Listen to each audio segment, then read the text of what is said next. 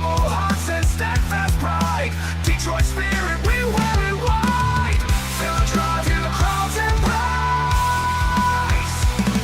Rock on, Detroit Lions will rise. With a heart full of dreams and the fire in our eyes. From the past to the future, we'll claim our own. In the home of the brave, we'll proudly have grown.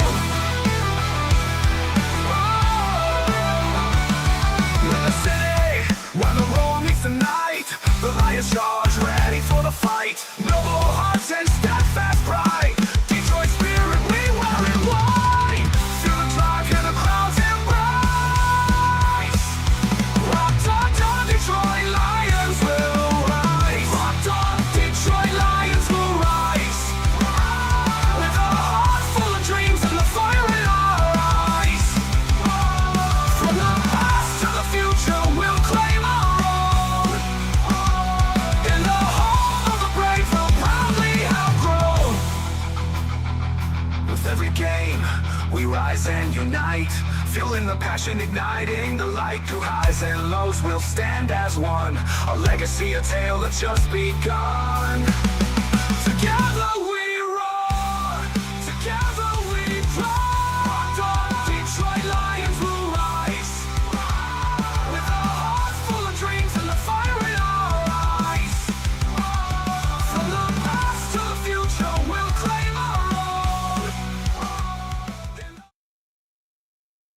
All right. Sorry to cut that a little bit short, but welcome into Rock Down Detroit Lions. Used to be off the cuff on Thursday nights. It is no longer off the cuff. It is just Rock Down Detroit Lions. Tonight, we got a good show for you tonight. Finally, back in the saddle on a Thursday. So we're going to talk about these Detroit Lions, man. We are back. We are back. It is playoff time again for us, and it starts on Saturday night. Man, it feels good 2 years in a row, doesn't it? Are we too cocky? I keep reading online that we're too cocky. We're too arrogant. Lions fans only been here for 2 years. We need to shut our mouths. Jared Goff is no good. Jaden Daniels is a better quarterback. There's so much stuff out there right now. It is not even funny. But I got to tell you what, as a Lions fan, it feels great being here 2 years in a row. 2 seasons. Back-to-back seasons, we get better. We break all sorts of franchise records. It feels good, finally, to be here. And I don't think that we're too cocky. And I don't think that we're too arrogant. I think that we are right where we deserve to be, which is hungry. And there is nothing worse in the world than a hungry lion on the loose. And that's what we're going to be on Saturday night. These Commanders got another thing coming. You know, for a franchise that has been, you know, in a similar stage of pitfalls of the NFL, I mean, just at the bottom of the well, you know, head barely above water, they sure got a lot to say. They really do. I tried to invite a couple of Commanders onto the show to do a show tonight or tomorrow. I think they're scared. I honestly feel like they're scared. So I hope they're listening right now because I think they're scared. They're scared that they're going to come on and make themselves look foolish when Detroit does what we're about to do on Saturday night. You're not going to be able to stop this train. We're going all the way.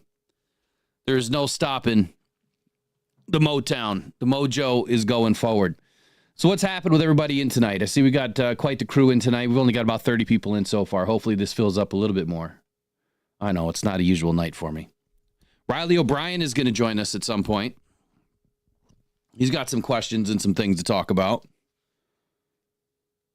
I think he's just heading home from work. But let me get this kicked off. Let me get this right out of the way right now. We're going to talk about the Lions roster updates. Bad news today. I did not do a video about it. I figured we'd just talk about it tonight. So the Detroit Lions will not have right guard Kevin Zeitler in this game. He has been ruled out of the contest, of the game, period. Done. Not good, right? This hamstring injury has just been kind of lingering since week 18. He only had a couple of weeks to get rehabbed and ready to go. I have a feeling, though, that even if Kevin Zeitler said that he was fine, if the training staff said that he was fine and he couldn't injure it any further, something tells me that Dan would want to probably shut him down if at all possible, just because maybe they believe that this game he's not needed. And I don't want to sound like he's not needed, because he's been a phenomenal right guard all season. He's definitely needed. But maybe he's looking forward to the next game. And I hope that Dan's not looking forward to the next game like that. But I don't know. Something just tells me that they had to weigh their options here. And if all the hype is real, which I don't believe Dan believes into hype, that maybe they think that they can win this game and that Kevin just needs another week and he's going to be fine in the NFC Championship, which is obviously the biggest game of the season, so that the Lions can finally do something they've never done before. But Christian Mahogany is going to be in his place. Now, Mahogany appeared in 7 games this season. I didn't realize it was that many games that he's appeared in. He made 1 start during the regular season, played very well, very, very well. So not worried at all. Honestly, I'm not. I think that if we put Glasgow to the right side and Mahogany on the left, I think we're good. I don't know if that's going to be the situation, but we'll find out on Saturday night. So the other worry was Taylor Decker. I don't know why people were worried. He was just having a kid. He was having a baby. He's back at practice. He missed practice on Wednesday without an injury designation. It was just personal. So he was back at practice today. He's good to go. David Montgomery, Terry and Arnold, also good to go. No injury designations following them into the weekend. And the other bad news is Pat O'Connor. Does not look like he is possibly going to play again this season. He's not been totally ruled out, but he's ruled out of this game with his calf injury. Ennis Rakestraw is now battling this illness. He is listed as questionable. He also has a designation of a hamstring. So that's your injury report. Zeitler, Pat O'Connor out. Taylor Decker's good. Arnold's good. Montgomery's good. Rakestraw's questionable. Everybody else, good to go. It's about as healthy as we're going to get for the rest of this season.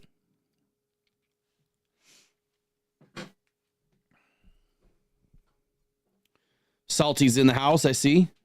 Raylan Ray, that's a new name. Good to see you in tonight. DLR Van Halen, how's it going? DLR, I see that you're working day shift now. More difficult to get on live. We're gonna start. We're gonna do more lives at night, and the other channel will start doing some at some point. Which it's not all Lions content over there, so it'll be just about everything. Got Trace in the house. Better the Hunt. Good to see you in, man. I know that it's tough for you to get on in the morning too, because it's so damn early. That or you just don't wake up early enough. I mean, come on, 5 a.m.'s that's not too early, is it? You could do it. I just sent you an email, by the way. Who else we got in here? John Desage, welcome in. J Mommy. Same crew. Brandy Coffee, $2 donation. Appreciate you. Says go Lions. Everybody should like that real quick. All right, next topic. Next topic. Who's your X factor? So I put up a poll, and the poll is, do the Lions win by more than 10 points? 10 points or more. I know that the over-under is 55 points-wise, and the Lions are a 9.5-point favorite. So do you think they win by 10 or more? I don't think it's impossible. We've seen what the Lions have been able to do all season long against suspect defenses, and this is a suspect defense. The offense is what we need to stop. But you know what our best defense is? Our best defense is my X factor for this game. And that is our running backs. That is the X factor in this game. The best defense is our offense, and our offense needs to keep Washington's defense on the field. That is exactly how we win this game. And like I've always said, we're gonna win it running away, literally, with Jahmyr Gibbs and David Montgomery. But among the many injuries that we have faced this season, it seemed like David Montgomery was heading to season-ending IR. Now, David didn't know that. David just came to the mic the other day and said, y'all thought I was having surgery. The media was saying that I was having surgery. I didn't know I was having surgery. You know, he thanks his Lord above and says that, I'm here because of, my God or whatever he was saying, right? And here he is. He's ready to roll. He's rehabbed. He's feeling great, look great in practice. He's confident. Lions are confident that he's going to play on Saturday night. So Montgomery is a huge part of this Lions offense. He's been a huge part of this team's success. He embodies everything about this culture and this identity. So he's a big part of it. This 1-2 punch is going to have to show up on Saturday night. They're going to have to keep this Washington defense on the bench. And if they can do that and play keep away from Jaden Daniels, well, that kind of eliminates what Jaden Daniels can do if he is the X factor on the other side of the ball. So Montgomery, 775 yards this season, 12 touchdowns, 185 carries over 14 games this season. It's really, really, really hard to stop this Detroit Lions rushing attack, especially when both of them are in the game. But more importantly, Jahmyr Gibbs, man, he went to a different level. You know, I keep hearing this week from Washington fans that there's levels to this game. Actually, the exact quote is, there's levels to this shit. There is. You're right. There is levels to this game. And the Lions are like, we're way, way above levels that you haven't even seen yet. Jahmyr Gibbs, he took it to another gear. It's fun to watch what he's been able to do this season. I mean, over 20 touchdowns. This guy's just been incredible. He is going to be, man, is Jahmyr Gibbs working his way towards a Hall of Fame type career? And he's only been in the league 2 seasons? And it just so happens that your running partner, your duo, is David Montgomery, who has had a big-time career resurgence in Detroit. We're stacked. And we're going to have to run the stack against Washington on Saturday night. So Commanders defense, they rank 28th in the NFL in yards per run allowed. And it just so happens that, you know, old Jahmyr Gibbs and David Montgomery were averaging over 5 and 6 yards a carry for the majority of this season. A lot of games that I've seen Jahmyr Gibbs over 7 yards a carry. And then you get a few dink and dunkers in there and it kind of ruins your average. But when you look at what Jahmyr Gibbs is able to do and how explosive that he is, you get him on the outside and it's mano a mano, it's Gibbs. You're not going to catch him. When you see his dreads, just start going to the bench because you're not going to catch the guy. That's my X factor for this game. It's not the defense. It's not Jared Goff. I mean, I guess you could say it includes the offensive line, but it's Jahmyr Gibbs and David Montgomery. That is where the tone gets set in this game.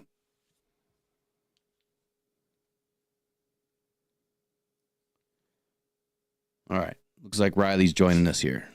Let me get him into the room. So if you guys have questions tonight, please pop them in. If you have a legit question, please use caps so that I actually can see it. And if it's a legit question, you know, that you want answered tonight, or if you just have a general question that we can find an answer, because I don't know everything, right? I just don't, but I can find an answer. Let's have a discussion tonight. We'll see what Riley has too.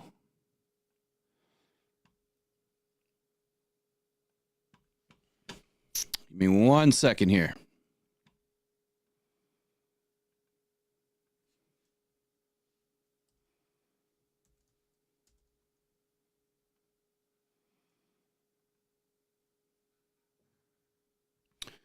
Okay. Riley, do you have audio? Riley, do you have audio?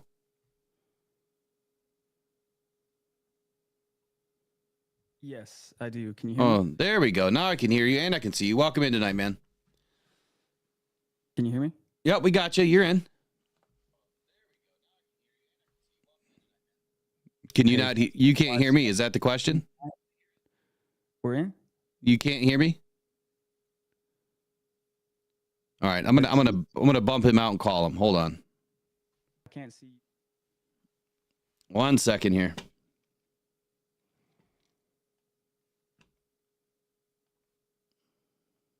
Sorry about the delay, everybody. Give me just 2 seconds here. This is why I like to do the pre-check before people get in, you know, before they get on, because it's tough sometimes. All right, Riley, you should be good to go, man. All right, you good now? All set? Can you not? You can't hear me still? Interesting. Yeah, I can hear. Can everybody hear me? Yes, we can hear you. I'm not sure why I can't hear you. All right. I'm going to have to boot him for just a minute. All right, everyone. Give me just a second. I'll be back here in 30 seconds. Every day, thousands of people are discovering Uper Lights, Michigan's newest, funnest rock to go find on the shores of the Great Lakes. Don't go out with just any light. Try the Convoy C8 from uperlights.com. It's guaranteed for life, and you'll find all the ones everyone else misses. Quality UV lights that are perfect for Uper Lights with prices starting as low as $20. Please make sure to visit uperlights.com for all your UV flashlight needs with the best guarantees on the market. Just what you wanted and not what you didn't. The best quality, the best guarantees, and the best UV flashlights from uperlights.com.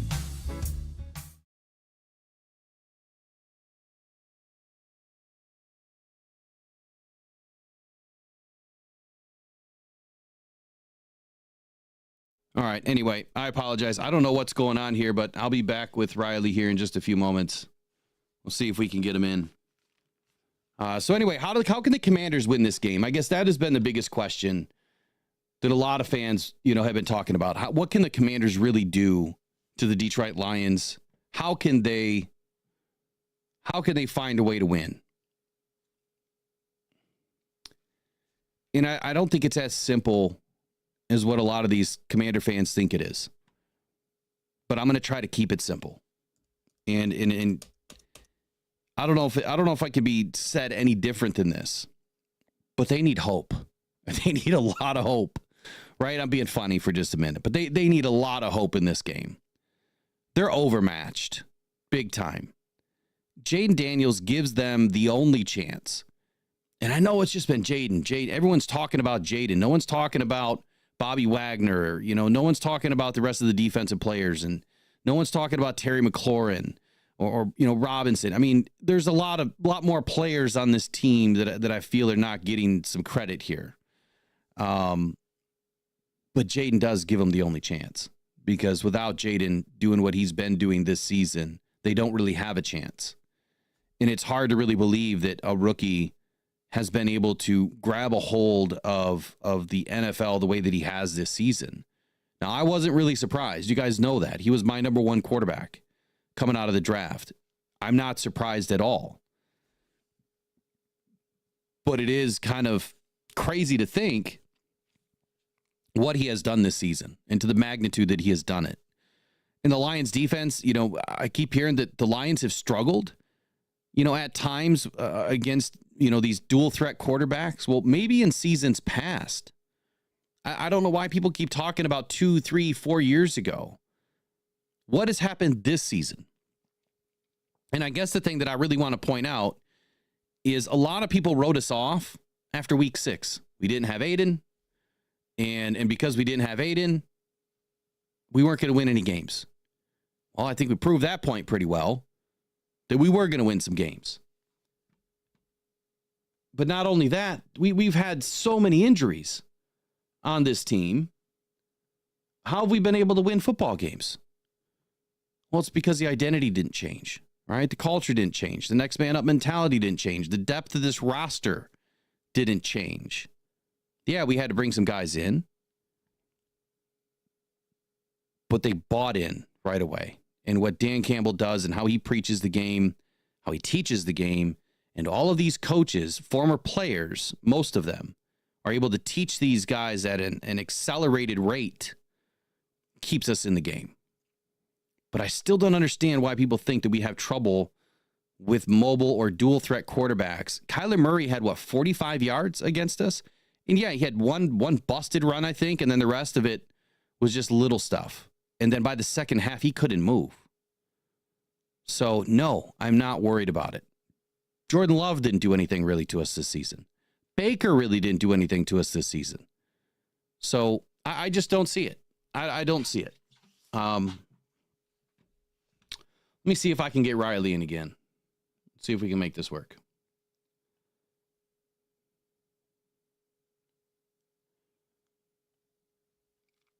All right, let's try this again, Riley.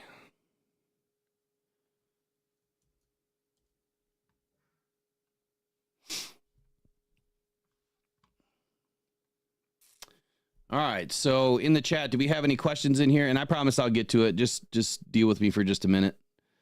I'm trying to get Riley in. Just deal with me for just a few minutes.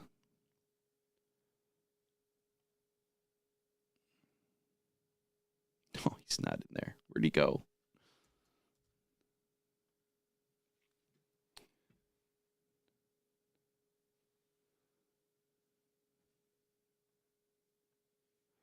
I don't know why he's not showing up. This is kind of weird.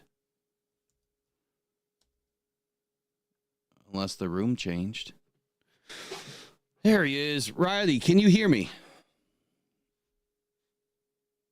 You can't hear me. Yeah, so I can hear you, but it's because my phone is on here and I can't hear it through my headset. Yeah, and you're like extremely cutting out too, so it's like something's not right.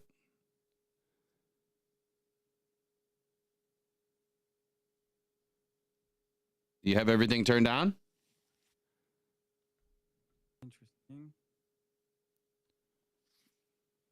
Yeah, I do. Yeah, I'm like barely hearing you. Like there is no audio. Very, very low audio from you.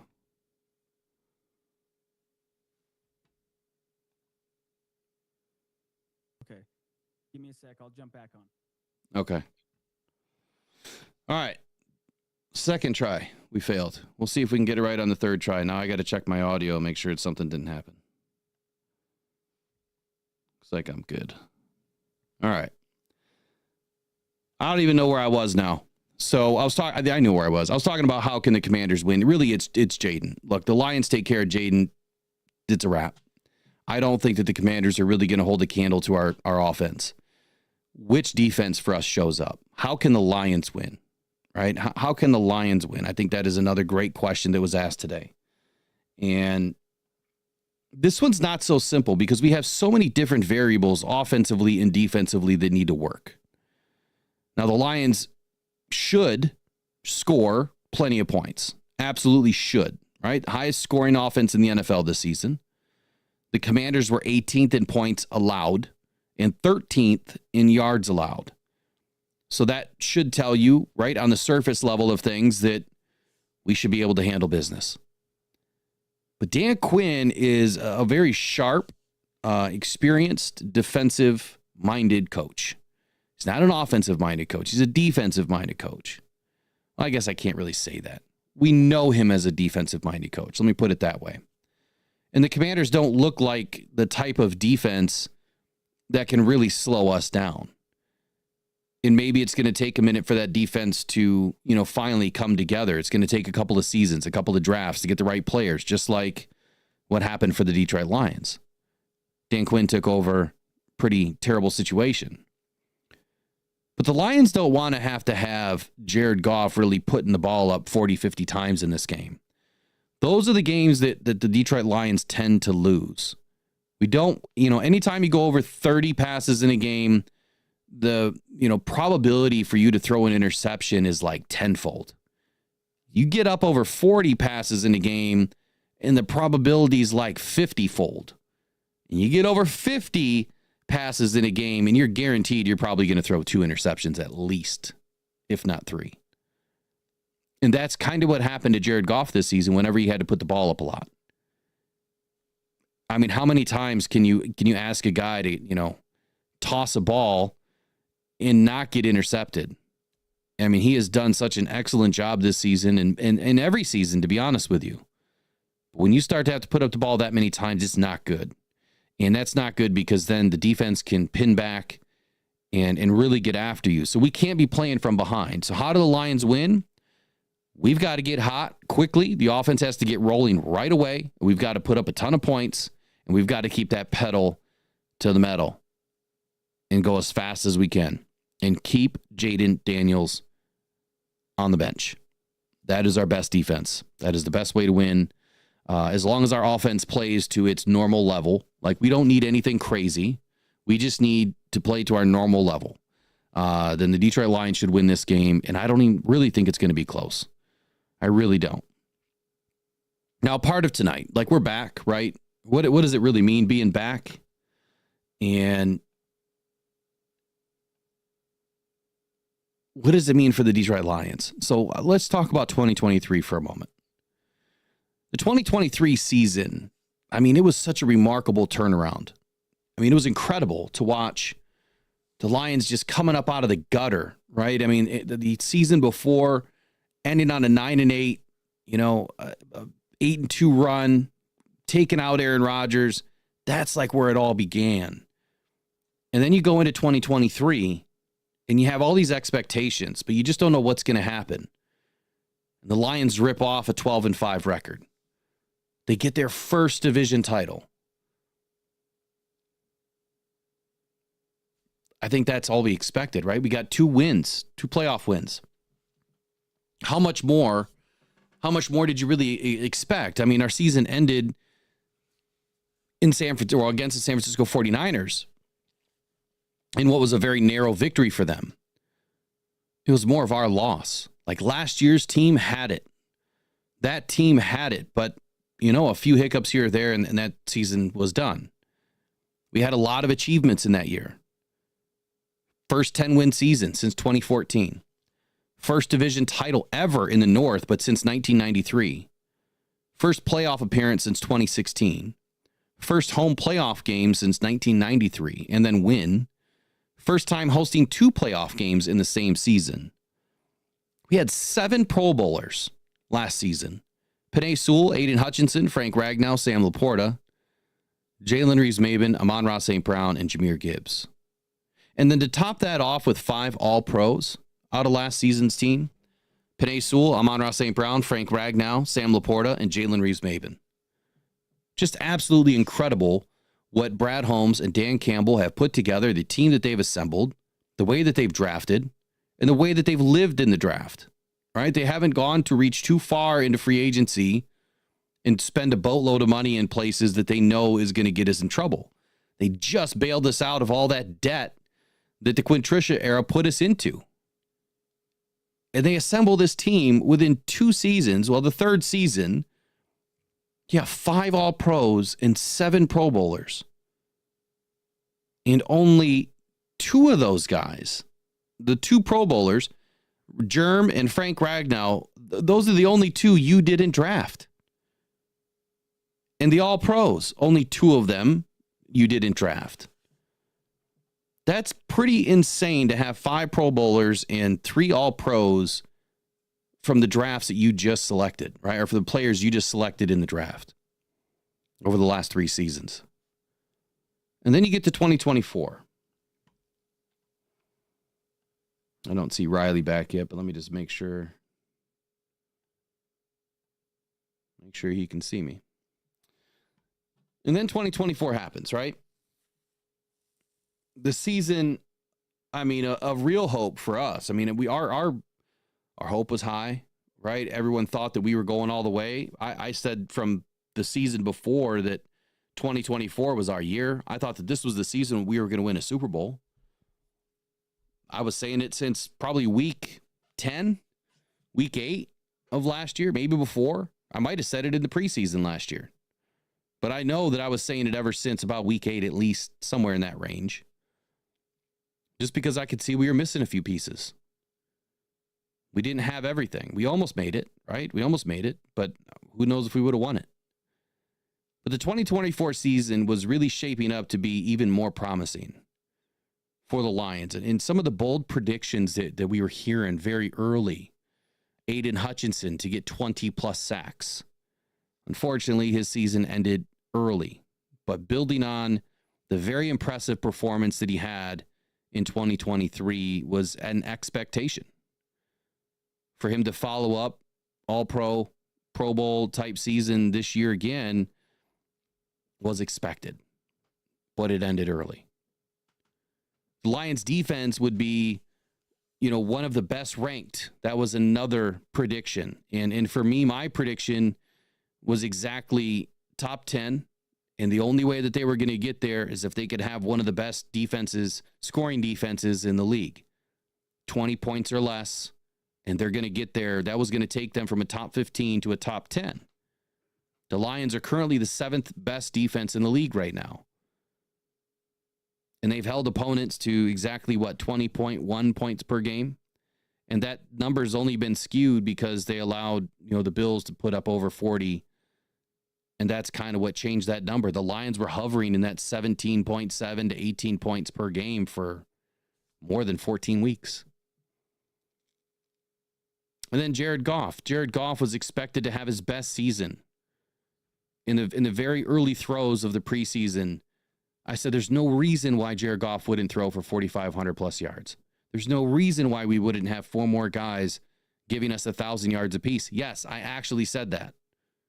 And I believed it. Because I didn't think for a minute between Jahmyr Gibbs and David Montgomery or Sam Laporta or Amon-Ra St. Brown or anybody else that we bring in that they wouldn't be able to perform the way that they did last season. And they did it again. But the biggest thing that every Lions fan really was expecting was Super Bowl or bust. That was it. There was no reason why we couldn't or shouldn't make it. Or how about this one? This was another prediction. Amon-Ra St. Brown to have another All-Pro or have another Pro Bowl season and make an All-Pro. And get this, have the second most MVP votes and finish second for Offensive Player of the Year. Pretty crazy, right? To think that that's what we were thinking of Amon-Ra St. Brown, or at least some of us. Well, so far we got one correct, right? I mean, he got his All-Pro. Definitely, Pro Bowl season. MVP, not so sure on that one. Offensive Player of the Year, not so sure on that one either. Or how about the season record? So my season record prediction was 14-3. That we were going to win the NFC North and we were going to win the 1 seed. That was my early prediction in the preseason. I got 2 out of 3 right. Hey, I'm glad that we went 15-2. And I'm super ecstatic that it went to the length that it did. Finishing the way that it did on week 18. Like, that game was needed. Like, I didn't realize that game was needed for so many different reasons. But that was a statement game heading into the playoffs where the Lions just stamped their ticket into the postseason on their accord. It wasn't because the Vikings lost. It wasn't because another team helped us in. We did it. And Dan Campbell said from the very beginning that they're going to do things their way, and they want to win their way, and they did it. They didn't want help from anybody else. They wanted to do it themselves. That's exactly what they did. And yes, to Craig Hogue, Eric called the 15-2. Absolutely. It's pretty fun when we do these things. I don't know where Riley is. I don't know if he's coming on or what.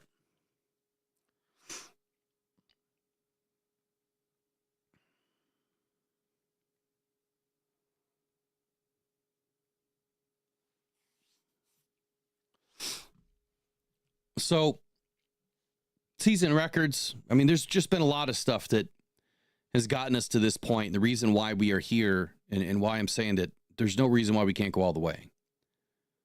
We're the best team right now in football. Yes, we're better than the Chiefs. 1,000%. They have a pretty decent defense over there, Kansas City. And if we've got to see the Bills again, I think that we're much more prepared this time. But the Lions are aiming to prove that last season's success was just not a fluke. Right? That's what we were told last year. We are frauds. We're being told the same thing this year. One and done. We're going to get booted on Saturday night. Last year was a fluke.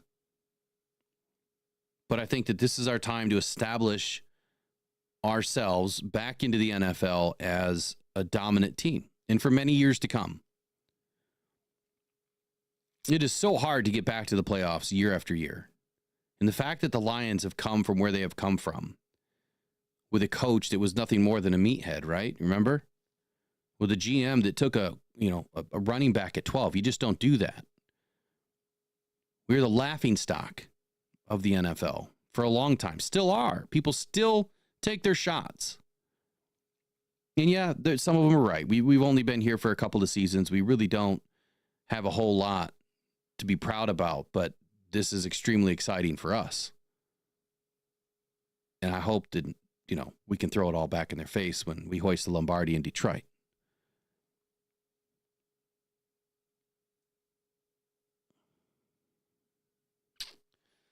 So, hold on.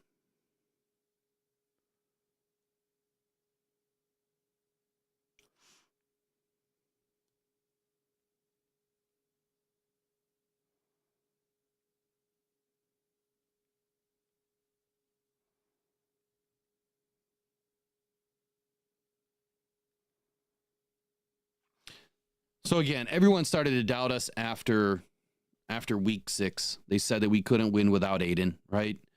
We wouldn't win another game because our DB room wasn't good enough. That coverage sacks were not good for a defense. They said we couldn't win games without having the most sacks in the NFL or pressures or whatever, right? Because that's what Aiden provided. He provided all this pressure. Well, Lions fans, not only did we win games, we smashed records. We broke franchise records. We created NFL records and broke others. We finished 15-2. We are the 1 seed, and we are the best damn football team in the NFL right now, today, headed into Saturday night's divisional round. So for all the naysayers, for all the haters, for all the SOL fans, for all the people that doubted Aaron Glenn and doubted the defense, I'm glad that you're along for the ride, but you were never a true fan to doubt everything to this point. And you can just ride along on our coattails all the way through the rest of this season. Because the true fans and the loyal fans that have been here since day one, we haven't doubted. We have always shown up. And we're going to show up again on Saturday night. All right, so we got a question. We got some questions in here, and that's where I want to turn it over before I get deep off into all this other BS that I've got written. I want to try to get Riley in. I know that he wants to hang out. I'll get ads off. I'm sorry. Let me get that off for you guys. Give me just a second. Got 50 likes. We're close. We can get to 75. We got over 100 people in.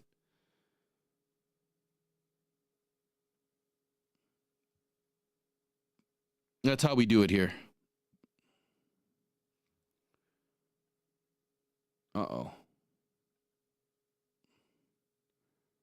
Let me know if you guys are having any issues out there because my YouTube studio just crashed. I've never seen that happen before. That was weird. All right, we'll turn these ads off. We'll hang out tonight. Let's get those likes up, though. You could do it, right? You can do it. I know you can. Or however that guy says it. You can do it! That guy.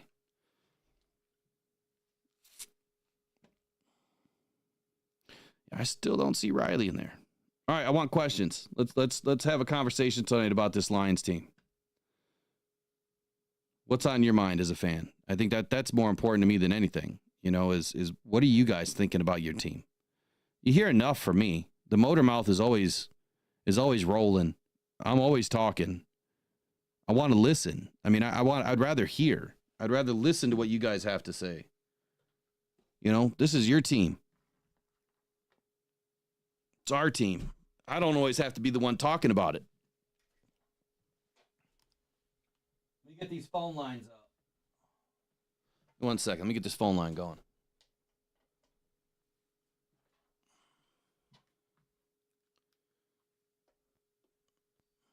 All right. 313-312-0348. 313-312-0348. If you want to call, numbers at the top left of the screen. Or I'm sorry, it's at the bottom. It's right over here somewhere. I can never do that right. Right there. There's the number. 313-312-0348. I should probably make sure it's on. And Riley, if you're listening, I do not see you in the studio.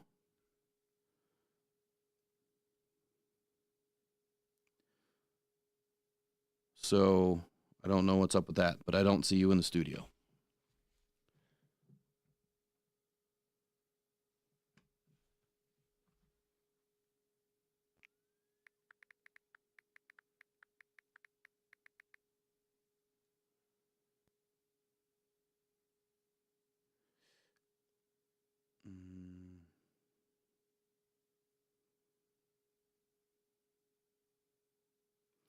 All right.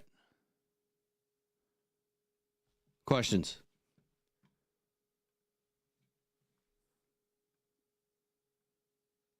I'm going to kind of roll back and see what we have in here.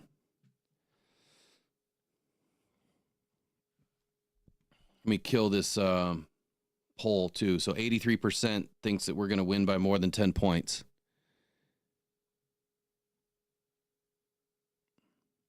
Hopefully you're putting your questions in caps. It's all good to put it in caps today so I can actually see it. I don't have Eric hanging out helping me. Okay, question by Randy. Better the Hunt. Don't you believe the defense found itself in the Minnesota game? I believe they found themselves, yes, but I think that when you listen to what DJ Reader said just the other day, it was in one of the videos. He was on the Jim Rome show and, talking about all of the different changes the defense has had to go through this season. The difference for him was they finally had an opportunity to play together enough. And that was part of it, right? Getting enough reps together, learning each other. Imagine, going through the preseason, going through training camp. You really get a feel for each other. So the starters, the guys that are earning the reps, they really get a feel for each other. They know how each other plays. They get through the preseason. They get all those reps. And then they get the first few games in, they're working out the kinks. They're getting the rust out. They're getting the bugs out. And usually it's like week 3 or 4 or 4 or 5 that your offense and your defense really start to click. The first 4 games of the season, I never judge a team really. Yeah, we talk about it. Yeah, of course we see things, good and bad. But if they're really not kicked into gear, I would say by the first quarter, week 4, you're probably going to have a bad season. But if you see that trajectory start to go up and you see the guys doing things better week after week after week, and the mistakes they made the week before, they're not making that week, maybe they did something new.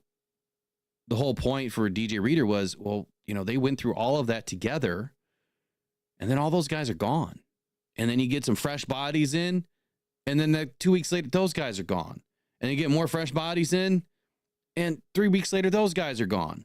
And so now you're into the fourth quarter, and you've pretty much got a new defense, right? You've got all new guys coming and going, and they finally had an opportunity to figure each other out. So to your point, yeah, did they figure each other out? They did. But I think it's been a constant battle for this defense this season to have to go through so many injuries. All these different, scheme changes that they've had to go through, and it's just been incredible to really see how they've risen above. And that's why I have a lot more faith in what this defense can do. They proved it week 18, what they can do. AG proved that he can, call a different defense, that he can, change with the way that the game needs to be, way needs to be called. He can mold, he can adapt. And I don't think that he ever, I never had the idea that he couldn't. I just think that he was stubborn at times. I don't think he's stubborn anymore. And DJ Reader kind of said the same thing. He's not a stubborn guy. Mike P, was that a question in there? It says three safeties, yes or no? You and I both thinking it will work against the RPO offense. Yeah. So look, I understand that in the dime defense is typically 4 corners, right? But when I say 3 and 3, it's because of the depth of our DB room. I don't see a 4th corner on this team that is better than our 3rd safety. I don't really see a 3rd corner on this team that is better than our 3rd safety. You know what I mean? So I would rather have Iffy and Branch and Kirby on the field along with Amik and Terrian and Vildor versus any other DB. I'd rather have those 6 on the field in the dime look. So 3 safeties, 3 corners, and you get a little bit bigger and you're a lot faster. So when I say the dime and it's a 3 and 3, I understand that traditional dime is 4 corners. But you have to look at the Lions roster and kind of what we're up against. So yes, Mike P, I do agree. And I think that is going to be a needed component in this game at times. I think that the Lions are going to have to be heavy in this nickel. Looks like Riley's still having some technical issues. So hopefully he gets on. If he doesn't, he doesn't. That would be a shame, but there'll be maybe some room tomorrow night or something. All right, so question by Same. Is that Same Thing? Same a Thingy? I don't know. I like the name, though. It says, Will, with all the distractions of head coaching job interviews, is there a danger in not being properly prepared for this game? That is such a great question. And the reason why that's a great question is because a lot of us felt that way last year, that the interview process is flawed in the NFL. Please tell me why you have to interview right now. Like, you can't wait just another couple of weeks. What is going to happen between week 18 and, basically 5 weeks later after the Super Bowl's done? Nothing's going to happen. I think that the rule needs to be very simple. If you are out of the playoffs, you can interview. If you're in the playoffs, you can't interview. So take your time, go through the interview process, and then I think that, hey, you can't hire a coach, obviously, until you've gone through the proper amount of interviews, whatever the Rooney Rule says, right? And give these guys a due diligence. Give them an opportunity to interview when they're done with the Super Bowl, if that's the route that you're going to go. However, these things are virtual right now. I don't think that's really hurting these guys a whole lot. And when Ben and Aaron have now gone through this cycle a few times, I think that it lessens the blow. Give me one sec.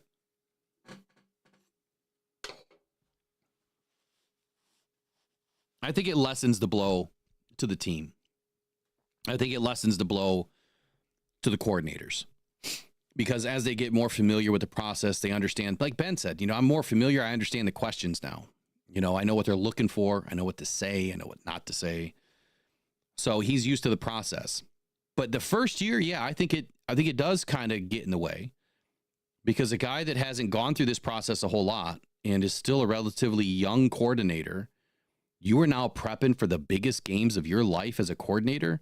And now you're mixed into the throes of potentially being a head coach, and your brain is just swollen, right? It is so full of, you're stuck. You get in this paralysis of analysis almost, right? Like you kind of get in sales. You just get so inundated with so much data that you kind of get stuck. And then that could spill over into the game plan. You might be thinking about the game plan, and you guys know how you are, and I'm sure a lot of us are the same way. Your mind just starts to wander about something else. Something really good is happening in your life, and you're trying to focus on a project.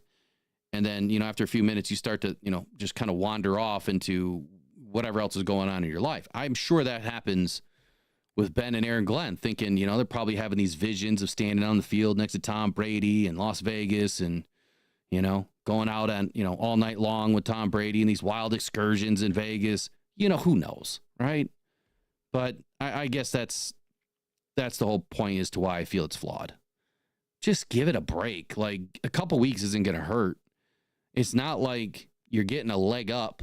The new league year doesn't happen until, March or something like that anyway. So it's not like you can do a whole lot.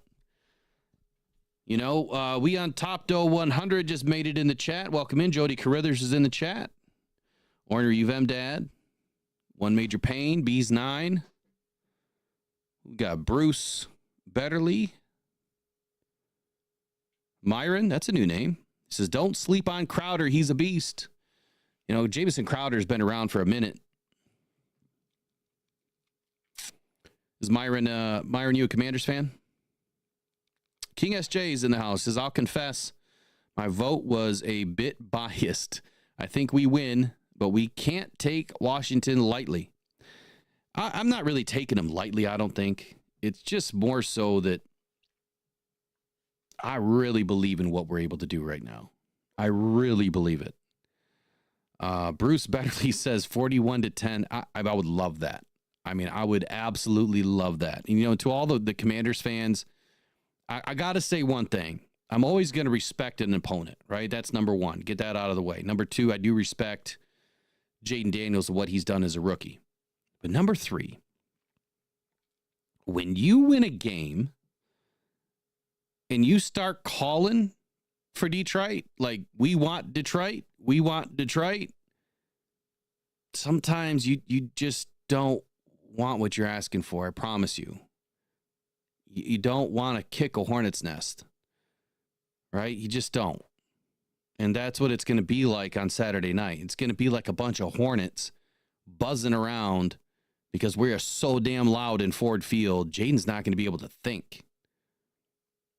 Trust me, sometimes it's better just to leave the nest alone. Don't kick it. But you kicked it. So we're coming. Don't poke the lion, says U of M dad. It's like I said earlier, there's nothing worse than a hungry lion on the loose. The other day, that was, sometimes you scroll on YouTube, you come across these shorts, and there was all these lions walking down this road. There was cars on this road. They must have been in some sort of a jungle safari or something. I'm sure everybody's probably seen this one. But man, this female lion was so big and so proud, like huge. I've never seen a female lion this big standing next to a male lion. I mean, it's almost just as big. If you would have swapped the manes over, she would have probably been bigger. That's how big she was. But she went up to this car door and opened it. Like, just bit the handle and opened it. Like, what were you doing not having your doors locked? That's the Commanders right now. You're riding through Detroit without your doors locked at 2 a.m. Don't kick the nest because we're going to open the door and we're coming through. It's going to be a bad night for the Commanders in Detroit. Not legit in the city. You're safe in the city. Just in Ford Field. It's going to be a rough night. No, I know you weren't saying that, King. I know you weren't saying that. But I just wanted to give my 2 cents. I'm not taking them lightly, but I think that's a great point. Don't want to take anybody lightly. Better the Hunt says Lions DBs are going to eat. Jaden is going to try and do too much. Oh, man, we're going to watch some tape tomorrow. So for all the members, the reason why I have to do members only is because I can't do it live. And I really can't do a video because it will get, tagged by the NFL. So being a member, you get a little bit of perks. We're going to do film review tomorrow. And any of you guys that are in, the second tier, feel free to downgrade to the first tier because I'm just going to give tape review in the first tier. Why not? Let's get more people involved. So if that's what you're in the second tier for, feel free to downgrade because I really can't change it at this point. If I change it, it's got to go through approval again and all that stuff. So, all right, what other questions you guys have before I jump into some more things?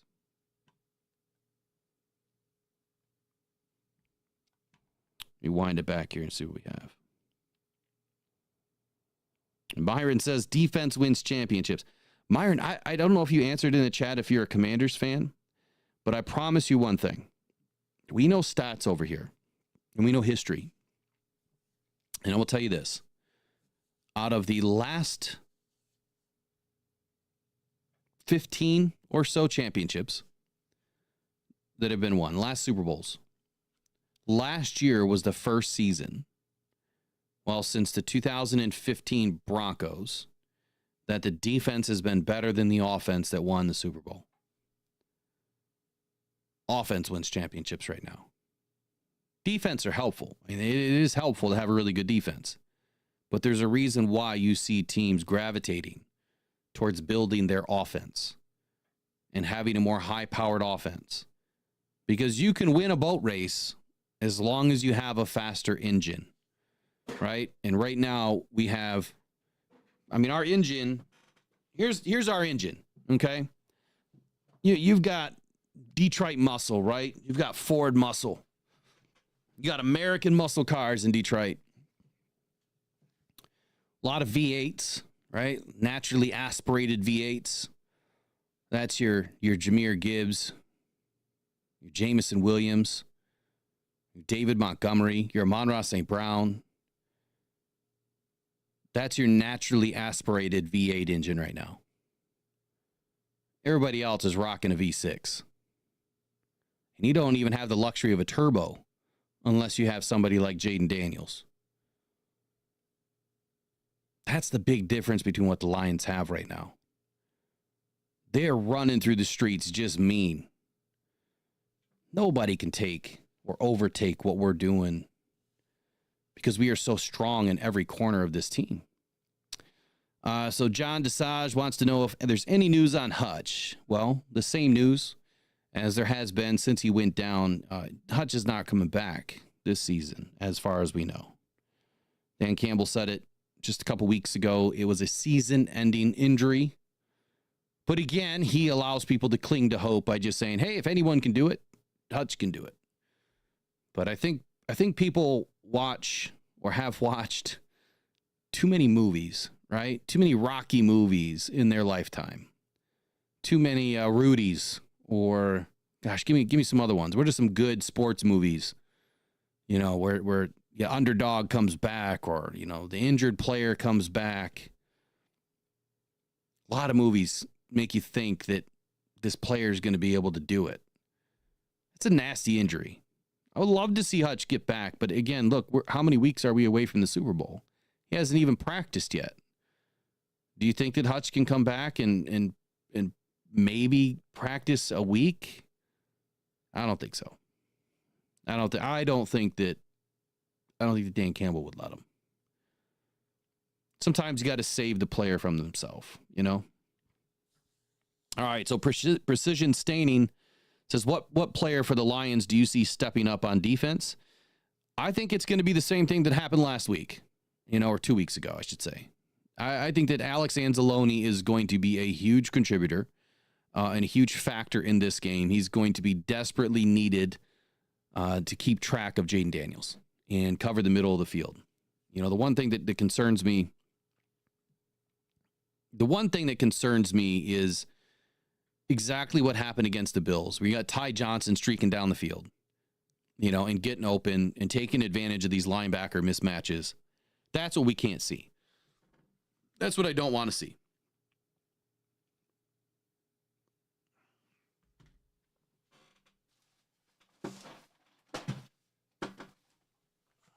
All right, Riley says he's back in the room. I'm going to try to get this guy in one more time. Hopefully he's got all of his audio set up.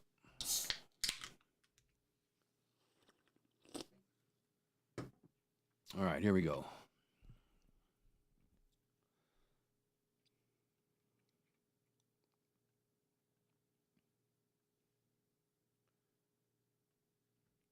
One sec, Riley.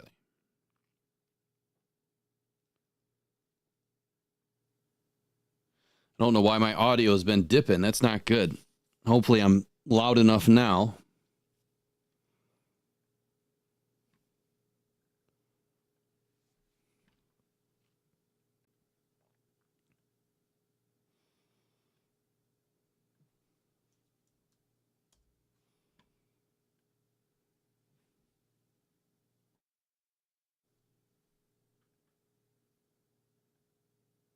Okay, Riley, you're back in. Can you hear me?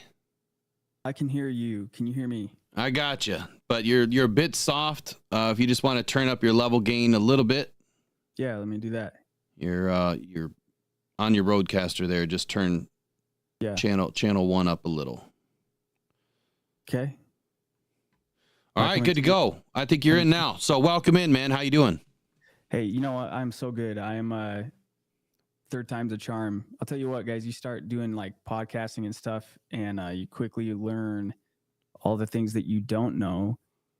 And then if you're lucky like me, you've got a Will Rock Jr. to kind of guide you down the path. So he's doing great. I'm happy to be able to join the show even fashionably late. But you know what? I was late, but I've arrived. So, well, there you go. We should probably stay on a little bit after so we can fix some of your stuff. But anyway, so we got a good crew in. So we have the Luvu Smokin' Hurts pack. So Hail to the Commanders is in the house. How you doing tonight, Luvu Smokin' Hurts pack? I've never seen a name like that before. So let's see here. So that man is so freaking scary. So are you talking about Luvu? I'm more worried about Wagner than I am Luvu, even though Luvu's a good player. So Riley, you got some questions tonight, or I guess what's on your mind tonight as far as this game coming up on Saturday? Yeah, you know, I think it's been kind of on my mind throughout the course of the day. You know, of course, if I think most people in the chat here, if you're like me, you start the day with the Rise and Grind morning show with Will and with Eric, and so it kind of sets the stage, sets the tone. And I've just been thinking, like, normally at this point in time, I'm usually pretty reserved, right? Even if there's a quiet confidence in the Lions being able to perform and play well and win, but I've just been thinking, it just feels, it's almost like a bunch of years ago when the Oklahoma City Thunder, if anybody likes basketball, when they had Harden and Westbrook and Durant, and they were clearly this up and coming team. Like, I think Washington's a very good team. They're going to be a very good team. They're not going anywhere. But I feel, I'll put it this way, I feel more confident that the Lions will win this game than I have felt in any of the playoff games we played last year. Probably even more confident, like the season opening game this year against the Rams. And I hope it doesn't come back to bite me, but I just feel like what the Lions do well, they're going to be able to really accentuate. And I think that the Lions are going to be, I don't know, hopefully the second half they're comfortably ahead. But I do feel really confident that the Lions are going to be able to beat Washington. And I'm glad of all the teams that we could have played that this is the team that we got. So, it's funny that you just mentioned, the confidence factor from, last year's playoffs heading into, take on the Rams. Yeah. And then the Bucks. And then this year, opening the season against the Rams and the Bucks. Yeah, it was weird how it worked out, right? Well, it was expected to happen, right? And then, then going into tomorrow or Saturday night's game, the confidence level. And, we did something the other day. We were doing the confidence ranks. It came out, I think it was by CBS, put it out. And, I guess you're right. Like, confidence-wise, I was legit worried for that first game against Matthew Stafford. Last year or this year? Last year, because he's coming into Ford Field. It is our first playoff home game. First time Stafford's been back to Ford Field. And you could just kind of feel the energy. And then you had the whole narrative crap that was, being spewed that week, and then after with his wife, and it's just like, man, I was legit more nervous about Stafford in that first playoff game than I am this Saturday. Well, even though to me this season has more to lose, than any of the previous seasons, we have more to lose this year. I mean, for a couple reasons. One, we're the 1 seed. So you have everything to lose. This would be like one of the first times in a long time a 1 seed doesn't make it, at least to an NFC championship game. So we have a lot more to lose. So, but I'm less nervous about Saturday than I have been about any other game this season. Well, you said maybe it's a bad thing. No, I'm right there with you. And again, I say that with respect to Washington, but it's such an unusual thing to be as a Lions fan, going all these years where the playoffs were just like a dream. I remember those 9 and 7 years where they backed in, they lost to Green Bay the last game of the season, Sunday Night Football. And, then they go play Seattle. And it just was like, man, I'm just happy to be here. Well, this version of the Lions, we're not just happy to be here, but you would think that it's like, okay, but last year, that's how I felt, right? I was like, let's win a playoff game before we start talking about going and winning the Super Bowl. Well, they've taken those steps. And I love that you said to Eric the other day, because he was mentioning, like, is Stafford not tough enough to play in the snow? I'm like, dude, Stafford is the last guy I'm going to ever question his toughness, right? And you know how bad he wants to beat the Lions. So try not to think too far ahead, but if it does turn out that the Rams beat the Eagles, and I'm right there with you, Will, I think it could happen. That's when my stomach's going to turn. Dude, it's going to be, can you imagine? And again, not to be disrespectful to the Commanders and the challenge that they pose, but can you imagine, how that would, I'd just be glad that the game would be at Ford Field. But I think that, I can't imagine a rookie quarterback as good as he is, and credit to you for having him as your number one quarterback going into the draft. I can't imagine a rookie quarterback being the one to derail this version of the Lions. Speaking of that, did you ever go back and watch that video? I even posted a short. Mm-hmm. I even posted a short of it because no one believed me. Like no one legit believed that I called Jaden Daniels to be the best quarterback out of that draft.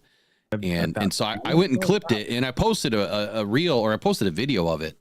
So it's in there somewhere. It's in there somewhere. It could just been a few weeks ago that I put it up. I don't remember, but so there was a question. Did you just ask me a question a minute ago? Me? Yeah. Did you just ask me a question? Not particularly. Okay. No. So there was a question in the chat, and by Denise Reed, and it says, "Do you think that Ben will use the run game more than the passing game?" I do.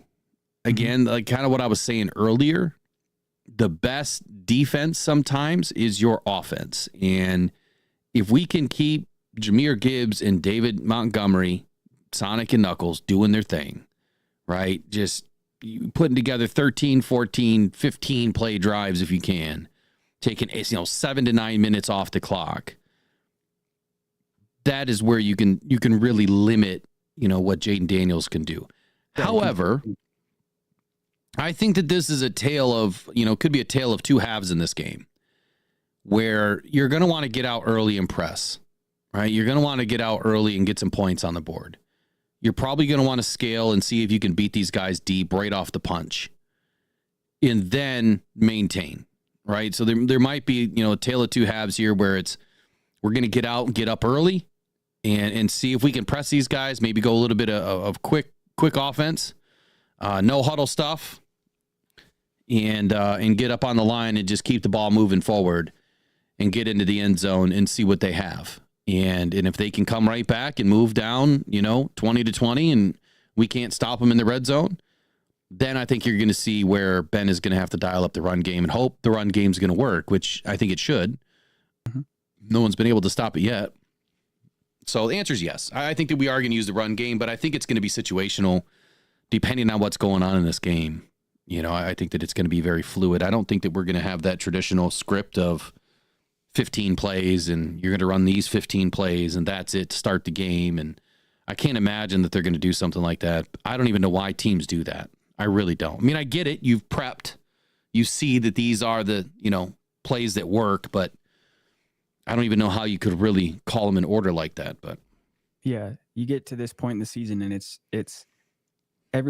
most everything's on film, right? So now a lot of this is just going to come down to execution. They may kind of have a pretty good feel for what we're going to run. We know what they're going to run. It's just a matter of who's going to execute it. Did you see I'm sure you did, the comments that Dan Campbell made today on JMO? I didn't. I missed the last half of that whole press conference.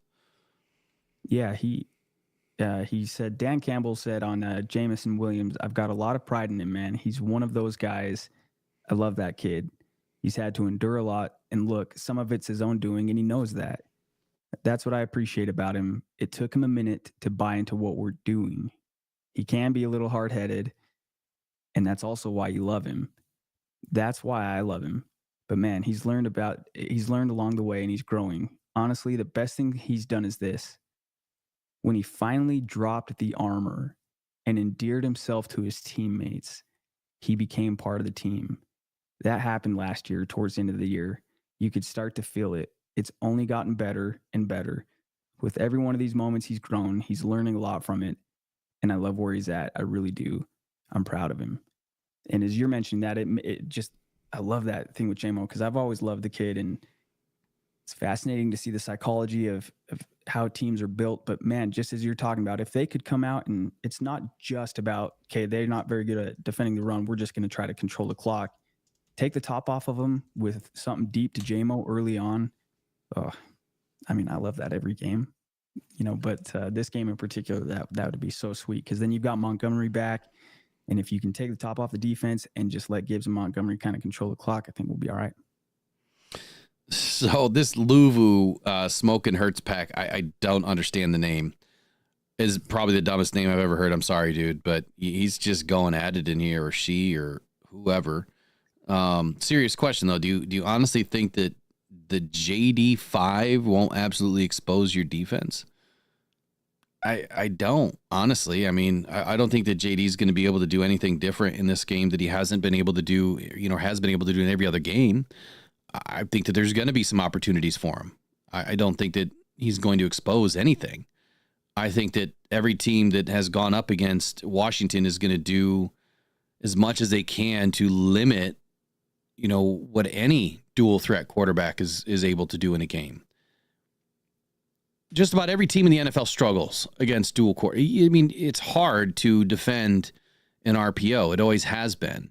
It's even harder to find a quarterback that can run it fluently and efficiently and command an offense. And Jaden has that. Mm-hmm. I give all the respect in the world to Jaden and what he's been able to do, but he's up against a very experienced football team and a very experienced defensive coordinator and the number one offense in the league. See, that's what Jaden's going up against.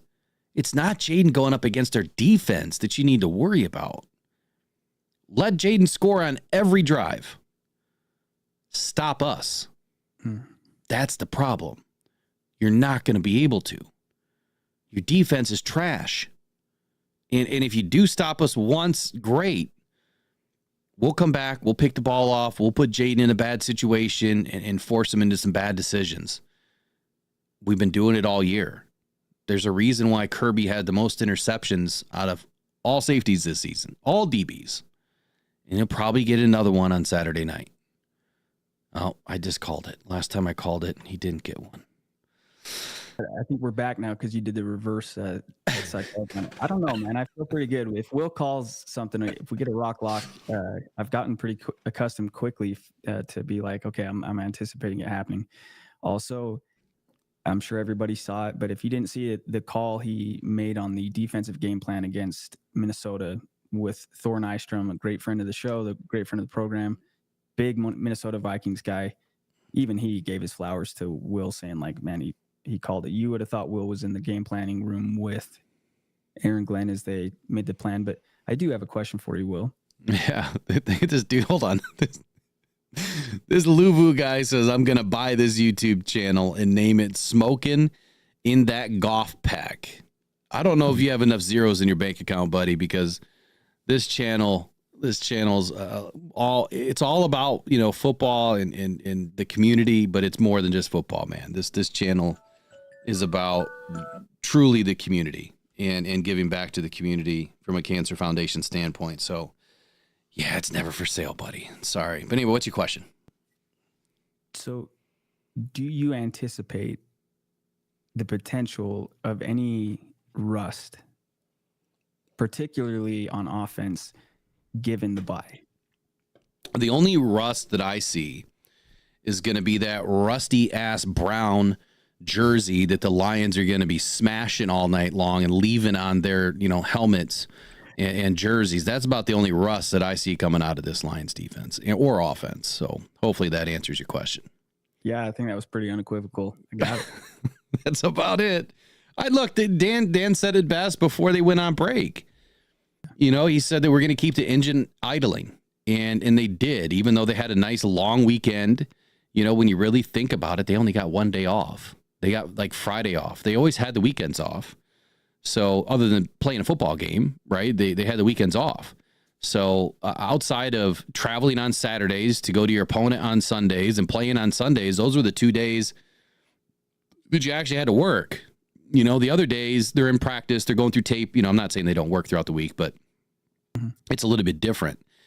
This bye week that they had, they actually were able to get a couple of days of rest. And I think that it was much needed, especially for this offensive line. So when we go back and look at what happened this weekend, I think you're going to see an offensive line that is well rested. I don't think they're going to be rusty at all. I think that you're going to see a run game that is going to be explosive. And remember, David Montgomery's coming back after, 6 weeks now with fresh legs.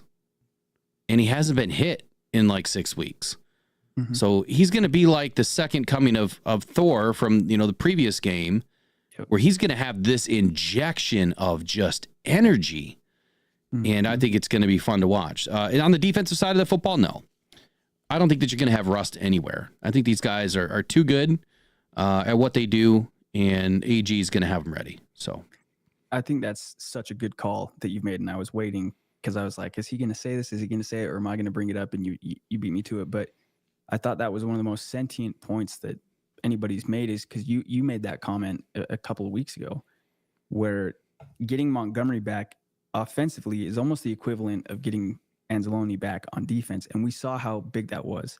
Mm-hmm. A lot of it can be a mental and emotional kind of boost for team morale, but these guys are players, man. Like they're well above average starting NFL players. And the great thing with Montgomery is with how well Gibbs has played, you don't necessarily need him to come back. I kind of think Gibbs will probably still be the first one to get a carry on Saturday.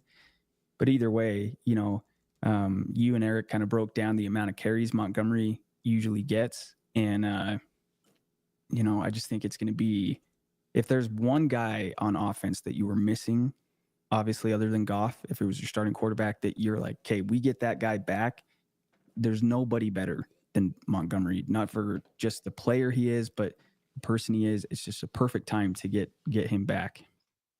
Well, it's not only a perfect time to get him back, but when you think about, you know, what he even said, you know, coming into this week, he said this is Jameer's game. You know, this is Jameer's Jameer's gib. This is Jameer's you know, gig. I mean, this is all him. And, you know, the way that he's been playing, he's there in a support role. He's going to give Jameer whatever he needs to succeed in this game. And when his number's called, he's going to do what he does. I don't think that he's conceding to Jameer. I think the most valuable thing that we've learned about this team this year is one of the most valuable things that any team can learn. And that is to be selfless. If you are selfish in anything in life, it usually doesn't work out, right? So if you are selfless and you are more into giving back, hence the reason why I always try to give back. I want to put good karma out there, right? And for this Lions team, when you are selfless and you don't care about your stats, right? You don't care about how many interceptions or how many sacks or how many tackles, how many, you know, targets, how many touchdowns. They all just kind of come in bunches. And that's what you're seeing. You're seeing a team that is out there playing for each other. And I know that my guy to my right is going to do his job. And I know my guy to my left is going to do his job. And then I just have to do my job. And you hear Dan say that stuff all the time. And now you're seeing all of that work and all of that time that they have just been preaching to these guys. You know, Dan and the rest of the coaches preaching, just trust the process, right? Learn your role, do your job. Just like he said about JMO, you know, I wish I would have listened to the rest of it, because what he said about JMO is exactly what every player had to do on this team. Maybe some a lot less than others because they were already bought in. They were already that type of a player. You know, JMO probably walked into this thinking that, you know, he's the best player in the room and knew that he was the fastest player, knew what he could be, but he still had to earn his stripes, right? You still have to go out and do your job and you know, protect your teammates and help your teammates, you know, in the run game or even in the pass game. You also have to go out there and commit, you know, to your team that you're going to do whatever it takes, whenever it takes to get the job done. And that's the difference between all 46 of these players that are going to be on the sideline in gear, ready to go on Saturday, is each and every single one of these guys is going to lay it down for the guy next to them. And they're willing to go out there and give themselves up to make sure that at the end of the day, they have 1 point more on the board than their opponent. Right. And you saw that's what Jahmyr Gibbs said, right? He said, we're a better team than we were last year. So they're confident. Nobody has to change anything. Just keep doing exactly what you've been doing. And appreciate people in the chat giving some feedback. If my volume's not on par, please let us know. I'm trying to get up to Will's level, both, well, in every way. But appreciate you guys giving us some feedback. Hopefully you can hear me okay. Yeah, I'm turning you up. So on my side, I can turn up the main volume, which will then make me really loud. So I turn it back down a little bit. Yeah, it's just all about turning your level gain up. We just have to spend an hour to adjust it. That's all we have to do. We'll get it. We'll get it right. It's not a big deal. So yeah, and Riley does speak a lot softer. He's got a softer voice than I do.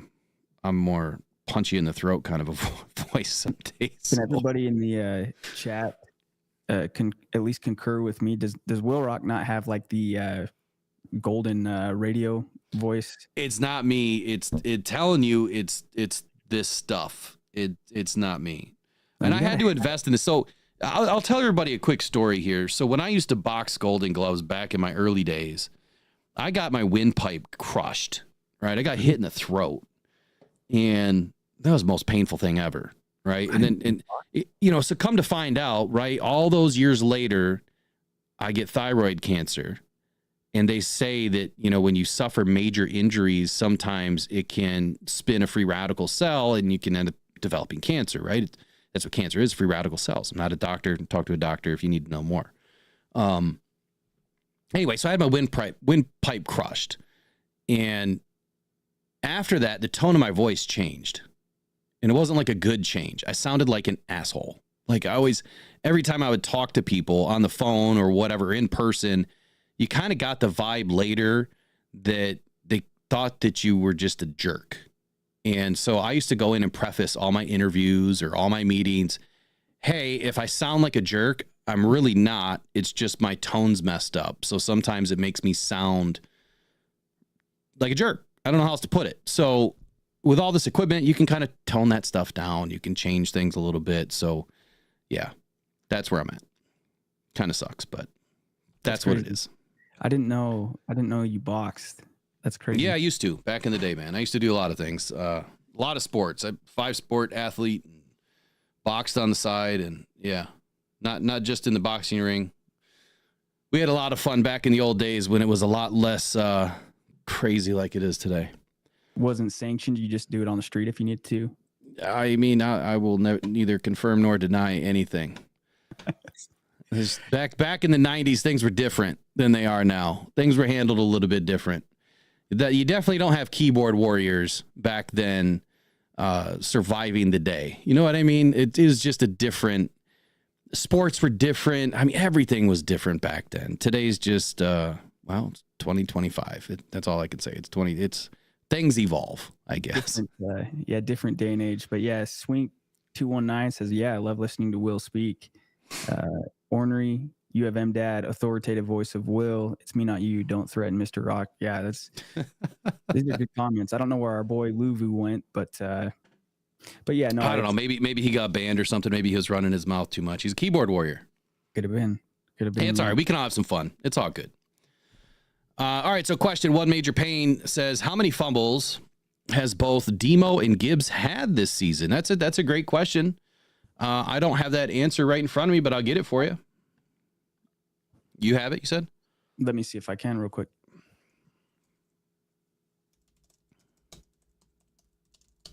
I want to say it's only one combined.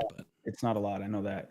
I think Gibbs he's got 3 in his career, 2 last year and only 1 this year. And then I know Montgomery had 1 at Minnesota earlier this year. So yeah, Gibbs has 1 fumble in 24. That's crazy, man. That's so good. Right? It was just the 1.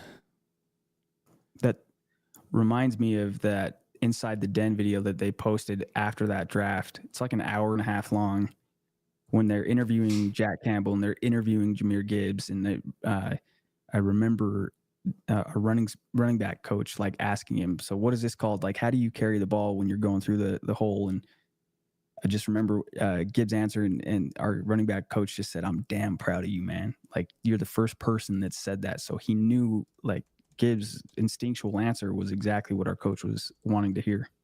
Yeah. So quick update to answer your question. Jahmyr Gibbs does not have a registered fumble. According to NFL.com, he has 0 fumbles in 2024.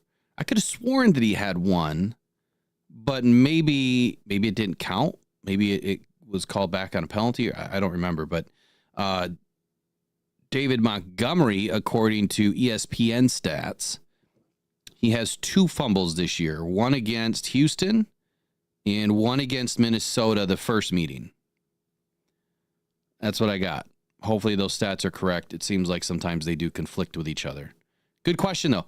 I really haven't been worried a whole lot about, the way that they handle the ball this year. I feel like after the NFC Championship game, you knew that Jameer felt like crap. He was never going to fumble again, probably. That's probably what he was telling himself. This whole offseason, he probably worked really hard on ball security.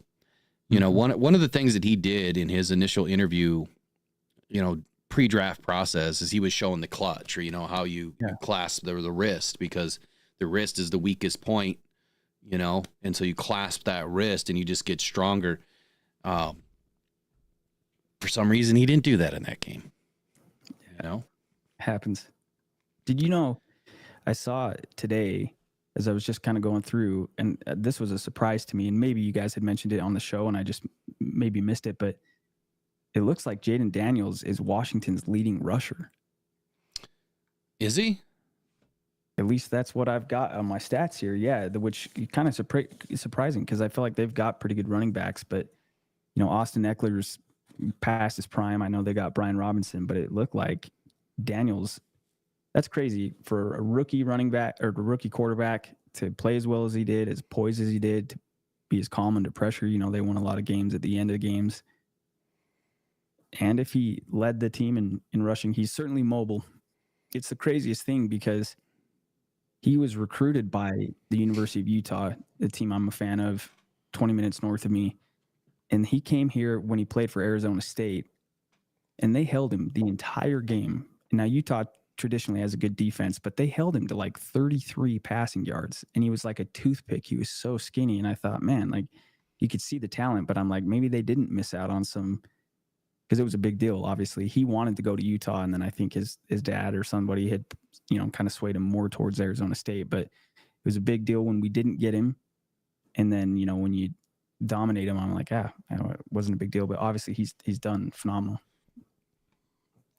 So I want to follow up on the fumble question, and I want to throw out another key stat. So another key to the game, or at least another key to the Lions season this season, as soon as I can figure out where the chat went. Got things bouncing around over here. I got too many screens going. There we go. All right. So speaking of fumbles or turnovers, I think you guys will enjoy this one. So the Detroit Lions in 2024.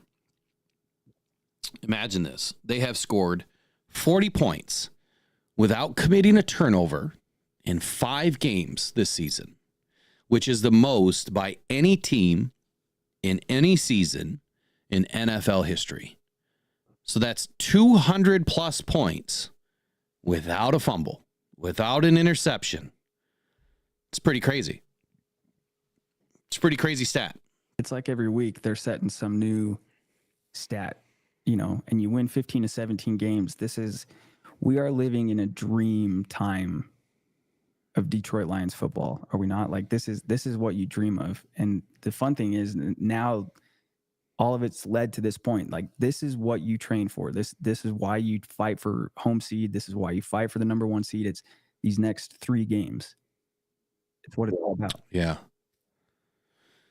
So here's another key stat. Amon-Ra St. Brown, Jamison Williams, and Jahmyr Gibbs, they have each scored a touchdown in the same 5 games in 2024, which is, again, the most by any teammate trio in NFL history. So, again, it's not about our defense in this game. I know everyone keeps talking about our defense and what Jaden's going to do. Jaden's not playing our defense. He's really not. That's not the matchup. The matchup is you've got to stop our offense. And now that, the trio has just added the quartet with, David Montgomery coming back, it's a totally different dynamic. The Detroit Lions, this is only the second time in franchise history that the Lions have had a bye in the wild card round. This is the second time. So we're doing things that we haven't done before, but we're also doing things that we set out to do. There's not a whole lot of us this last season after the NFC Championship collapsed that said, yeah, next year we're not going to make it. Nah, there's no way we're going to make it. No, a lot of us said, well, I already expected way before that we were going to win in 2024. But a lot of us said we're going to run it back at Super Bowl or bust. There's no way this team, as good as it is right now, as long as it stays together, which it was planned to because everybody was under contract, that we weren't going to come back. But there's been a lot of pain this season. And I think that when your team goes through as much resiliency or having to go through as much resiliency as it has had to, I mean, it's just like us as individuals. When you go through a lot as an individual, you know, they always say what doesn't kill you makes you stronger, right? Yeah, it may make you stronger, but sometimes, man, it really messes with your psyche because you go through a ton and it's just like, why me, why me, why me? That was the Lions this season. It was like, why them? Why my team? Week after week after week. Why are they going through so many injuries? This season it set out on a jet airplane and they're just cruising. And then it's just week 6, it's week 7, it's week 8. Well, it's Marcus Davenport back in like week 4 or whatever it was against the Cardinals. So I want to give you guys a look back real quick at some of the injuries and why this season is more for these guys than it is for the guys on the field. I believe that this team wants to do everything they set out to do to make each and every single one of these players that is not playing right now happy that they finished the job.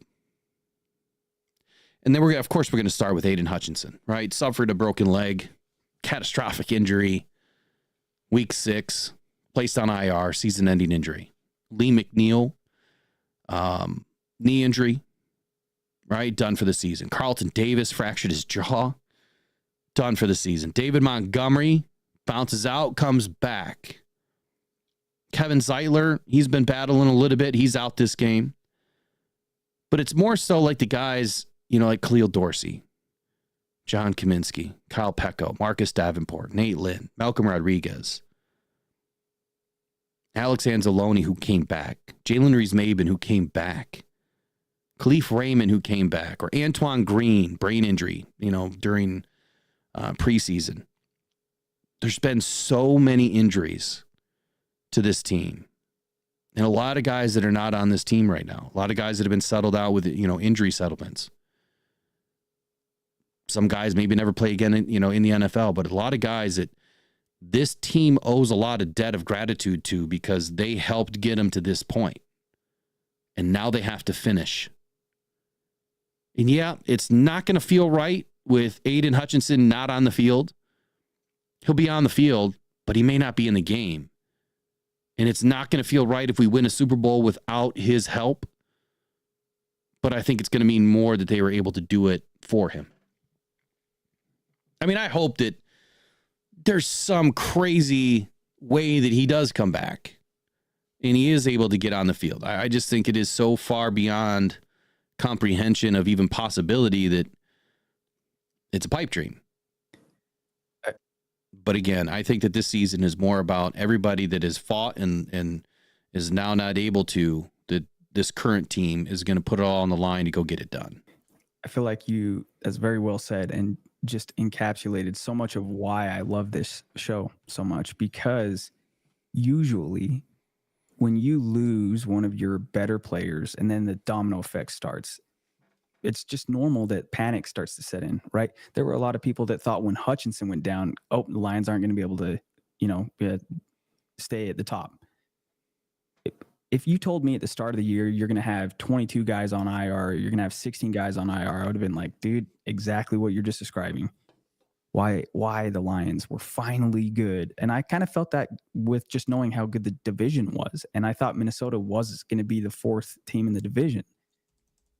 But what you just encapsulated and described, and you're not just doing it with retrospect, it's the Rise and Grind morning show. I remember the Monday morning after the Cowboys game, Will had such a good pulse and a feel for what was happening with the team, where I quickly kind of got out of that mode of being like, this isn't the end. And it just kind of continued. And I think you just brought it full circle, Will, with most teams aren't going to be able to withstand that many injuries and this much adversity. And as soon as I finally got my audio working and jumped on, I think the first thing I said was how confident I am that we're going to win this game on Saturday. It's just a unique place to be. It's a unique football team. It is very unique. It's never been done. There's never been a team that has had this many injuries make it this far to at least secure a 1 seed. I mean, I'm sure that there's a loss for data somewhere that hasn't kept records, of this type of a thing. But from what we understand and know, it's never been done. There's a couple of guys that I missed, though. Connor Galvin, Netani Moody, Michael Badgley. Ifeatu Melifonwu's been out and came back. Who else did I miss? Derek Barnes, big one. Can't believe I missed Derek Barnes. David Botta. David Botta was having a great season. Makai Wingo, our rookie this year. Of course, Davenport, man, he was on everybody's hit list that he was just going to be garbage, and he came out playing great football. Like, if he would have stayed healthy this season, he probably could have finished with 10 sacks. He was on that sort of a plane. He was moving. So this has been a season of adversity, right? It's been a season of resiliency, and this team, it is so tough, but it's just like, when you think about how a sword is made and how it's forged, right? Over and over and over again. It's heated, it's beaded, it's heated, it's beaded, it's cooled, it's heated, it's over and over. I mean, how you forge a football team is going through this, right? You're losing your guys, and you're having to go next man up, and you're having to find a way to win a football game. You're having to, count on the next guy to step up. Because at the end of the day, when you play with guys that don't have a lot of experience, that's when more injuries happen. People that aren't playing at the same level that these first stringers are usually get the first stringers injured, especially on offensive linemen. So it's just been a season of, a big wow factor for us, and then to your point too, it's like, man, we're finally there. We've arrived, haven't we? And is the curse back? Like, are we cursed again? Or is this just the last season that we're going to have to go through to face all of this bull, and it's finally going to work out? Like, we're going to rise above all of it. It's like the phoenix rising up through the ashes, right? I mean, that's what I see happening at the end of this season, as we're finally going to make it. It starts on Saturday, and it starts with offensive dominance. It starts with the Lions offense that has really stood out this season, scoring a franchise record 564 points. It starts with David Montgomery and Jahmyr Gibbs, the dynamic duo of Sonic and Knuckles, combining for a league-leading plus 20 touchdowns. Matter of fact, Jahmyr has 20, and was Montgomery have 12? I think Montgomery has 12 touchdowns. Do you have stats in front of you by chance? Pull it up real quick. I don't have the team stats in front of me, but over 30 touchdowns on the ground between these guys. Right? We talk about defensive resiliency despite all of these injuries, everything I just spoke about. This defense finished the regular season as the 7th best defense in the fewest points allowed. As a scoring defense, it was one of the biggest things that I attacked this season and really hammered early in the season to try to educate and get people to my level of what I was thinking would be a successful thing, successful season. I'm no different than anybody else, but I just seen little things in our stat lines. I'm a stat nerd. It's okay, right? I mean, I just am. I saw little nuances in certain things that could be fixed. And if they could fix it, and if you follow the trend, it works, and it does.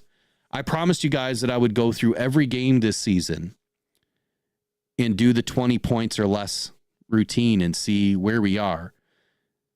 And I will start that tomorrow. So I will start working on that. Maybe I can, have some people help me break it up. It's a lot of games, right? We're talking 272 games that I'm going to have to go through. It might take me a couple of days, but yeah, I love it. I think you were right. That was your number. Eric talks about it all the time. He asks you, Will, what'd you say going into the year? 20 20 points. And you made reference one time of when you interviewed Glover Quinn, and I think at the time he said 17, right? Yeah, 17. Yeah, 17 you points. very correctly added a few points to that because the game's a little bit different now, but that's the thing, right? And by the way, you were right. Montgomery's scored 12 times on the ground this year, and then it's crazy, man. It's outstanding work by Aaron Glenn. It's outstanding work by the entire coaching staff. And I think that's where my confidence comes from. I think you're right. Well, what do you mean Jaden Daniels isn't playing the defense? No, he'll have a couple plays on Saturday. Like, these guys are not good. They're in the playoffs. They've won a playoff game. They beat Tampa. Tampa's a very good team. I'm glad they beat Tampa. But I just don't see Washington holding us to under 20 points. Yeah. A lot of action in the chat. So AC Papadizzi, what is AC says? I'm sorry, AKA Carnage says, beware of Mike Sainristil. So Mike Sainristil was J Mommy's favorite DB. I don't know if J Mommy's still in with us. But J Mommy, absolutely loved Mike Sainristil, and that 5'9" corner out of U of M never made my list this season in the draft. Or last season in the draft. So he's had a good season. I don't think that you can say that he hasn't. He's had a good season, but he's not going to be able to run with the big dogs. I'm sorry. He's not. He's just not. Great. He's having a great year, but good luck keeping up with J-Mo. Good luck keeping up with one of the most craftiest, slot merchants, right? Amon-Ra St. Brown apparently is a slot merchant. I'm just glad he's the best slot merchant in the game. So good luck keeping up with him and his separation. Our guy's averaging 4 yards of separation, this season is craziness to me. And the way that they've won football games, the way that they really rise up. And by the way, I said this before, but Amon-Ra has a bone to pick with the Commanders. The Commanders are picking before the Lions. And that's one of the 16 players that was picked before Amon-Ra St. Brown, one of the 16 wide receivers. Yeah, Brown. And he mentioned that, the other day. He's like, look, you guys passed over on me, so now I'm just going to have to embarrass you, right? That's probably what he's thinking, but he's going to have a big game. All right, do you have any other questions or insights or anything, or should I just get into some insights of the game?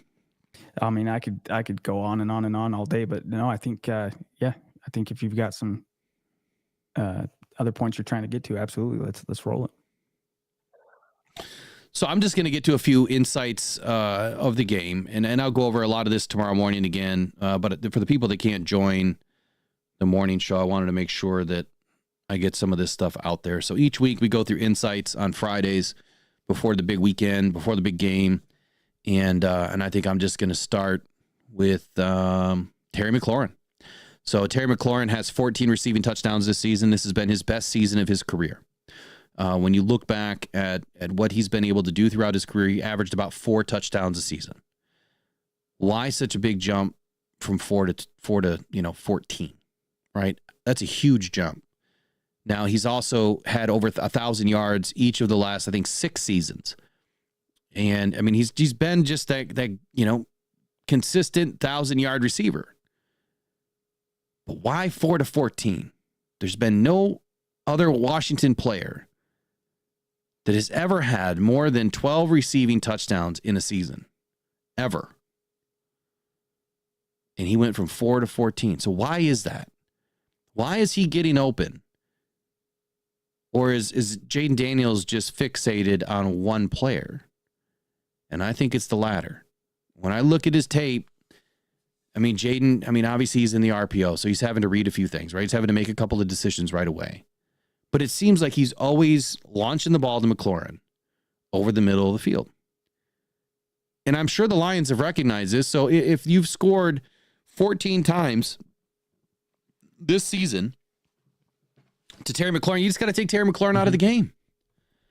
You put Amik Robertson on Terry McLaurin. I don't think that he's not Justin Jefferson-esque, so you don't really have to shade him. But why not? If you need to shade him, great. I don't expect the Lions to shade him because I don't think you can really give up a defensive asset against the RPO. So that probably won't happen. Now, Jaden Daniels. Jaden Daniels has a 108.5 passer rating in 9 road games in 2024, including the playoffs, which is the best by a rookie in NFL history. Hey, that is a great stat. It really is. It's a hell of a passer rating. Now, with a win, which is not going to happen, Jaden Daniels will tie Ben Roethlisberger for the most quarterback wins in a rookie season in NFL history, including the playoffs. It was a great thought. It's just not going to happen. Just not going to happen. Jaden Daniels can become just the 4th rookie quarterback since 1950 to win multiple playoff games, joining Brock Purdy and Mark Sanchez and Joe Flacco as the only ones to do it. So Daniels would also join Sanchez and Flacco as the only rookies to win multiple road playoff games.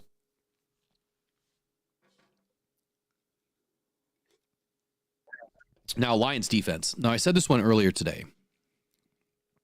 And so if we think about it for a moment, Terry McLaurin was targeted on a career high, 28.7% of his routes, and he averaged 2.8 yards per route when facing off coverage. Okay? 5+ yards of cushion is off coverage. This season, though, it was the 7th most among wide receivers with at least 150 such routes. The problem is this. The Lions don't really run a ton of off coverage. They run a lot more man-man press. When he has faced press coverage, that 2.8 yards per route that he was getting is now down to 1 yard. I'm sorry, now down to 1.2 yards per route. So he loses 1.6 yards per route when facing press man. And he is on a career low.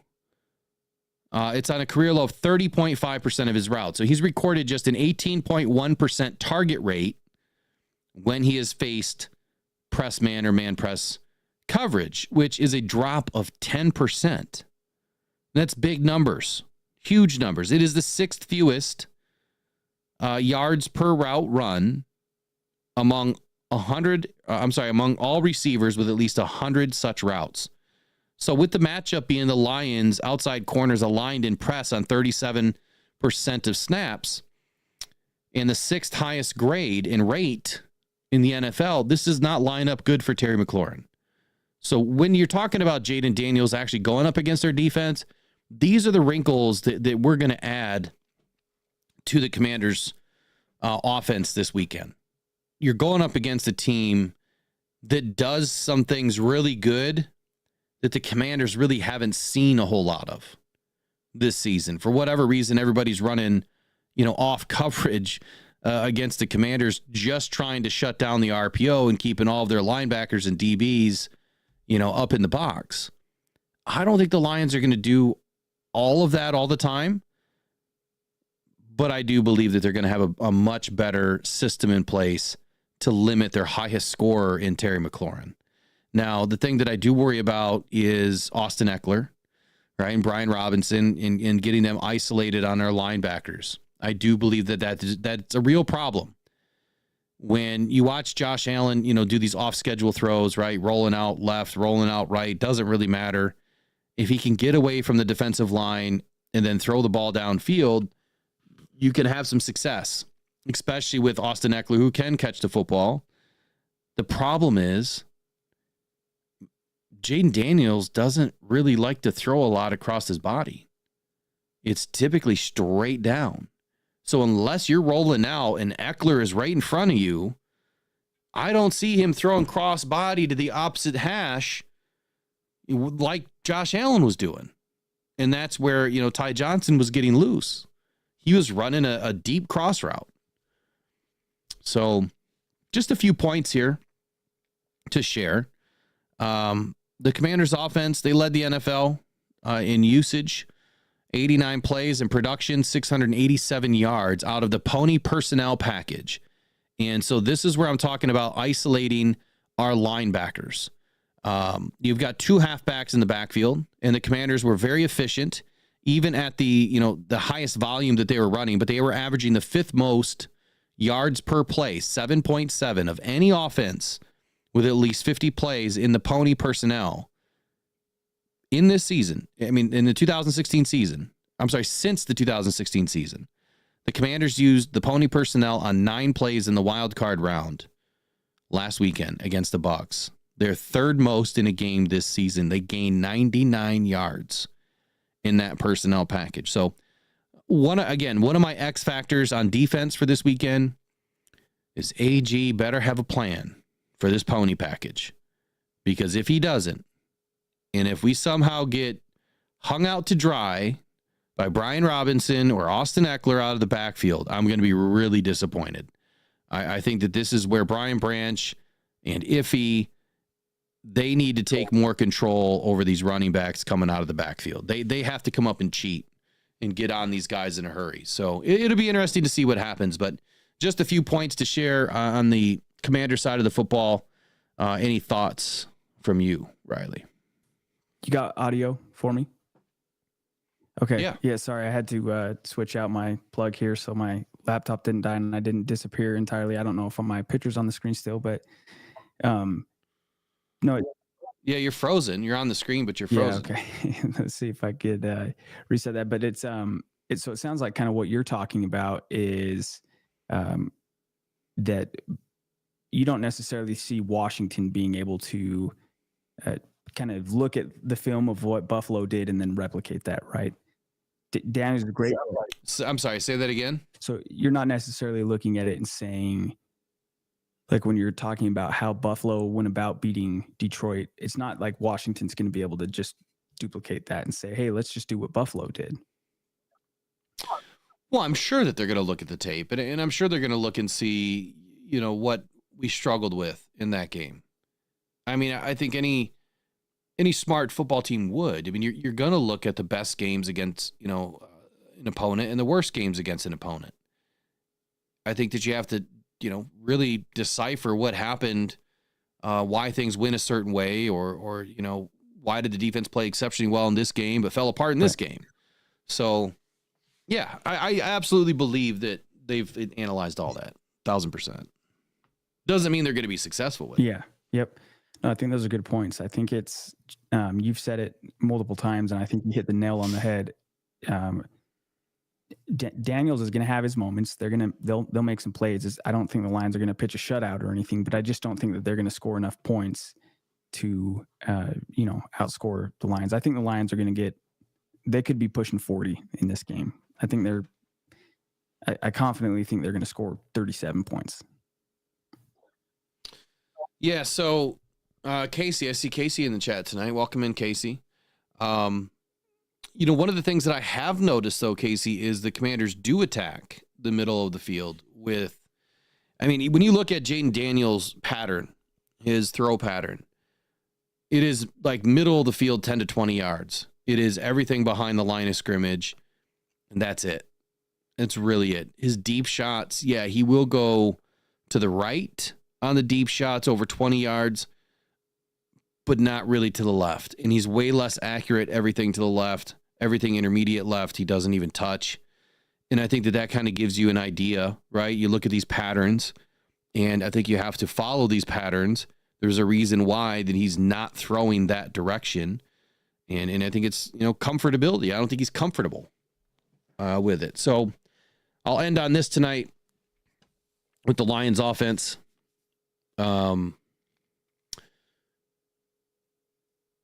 This is only the second time in franchise history the Lions, like I said, have had a bye. They're rested. They're ready to go. Jared Goff, 15 wins in 2024 are the most by a quarterback in NFL history for a team the player was not drafted by. I found that as a very interesting stat. Cool. So Jared Goff has done so much already. He's brought 2 different teams, to the postseason. He's done a lot in his career. And I just don't understand the hate this guy gets because he has done so much. His career has been incredible. He's had 2 bad seasons. And that was his rookie season where Fisher threw him in the last 7 games with nobody. And then his rookie season in Detroit, his first season in Detroit. Those are the two worst seasons he's had in his career. Every other year has been playoffs and Super Bowls. Think about this, Will. If after the year he went to the Super Bowl, when it looked like he was like, oh man, McVay's got his guy. They just went to the Super Bowl. He's young. If the Lions had contacted the Rams at that time and said, hey, we really want Goff, we'll give you Stafford, the Rams would have said no.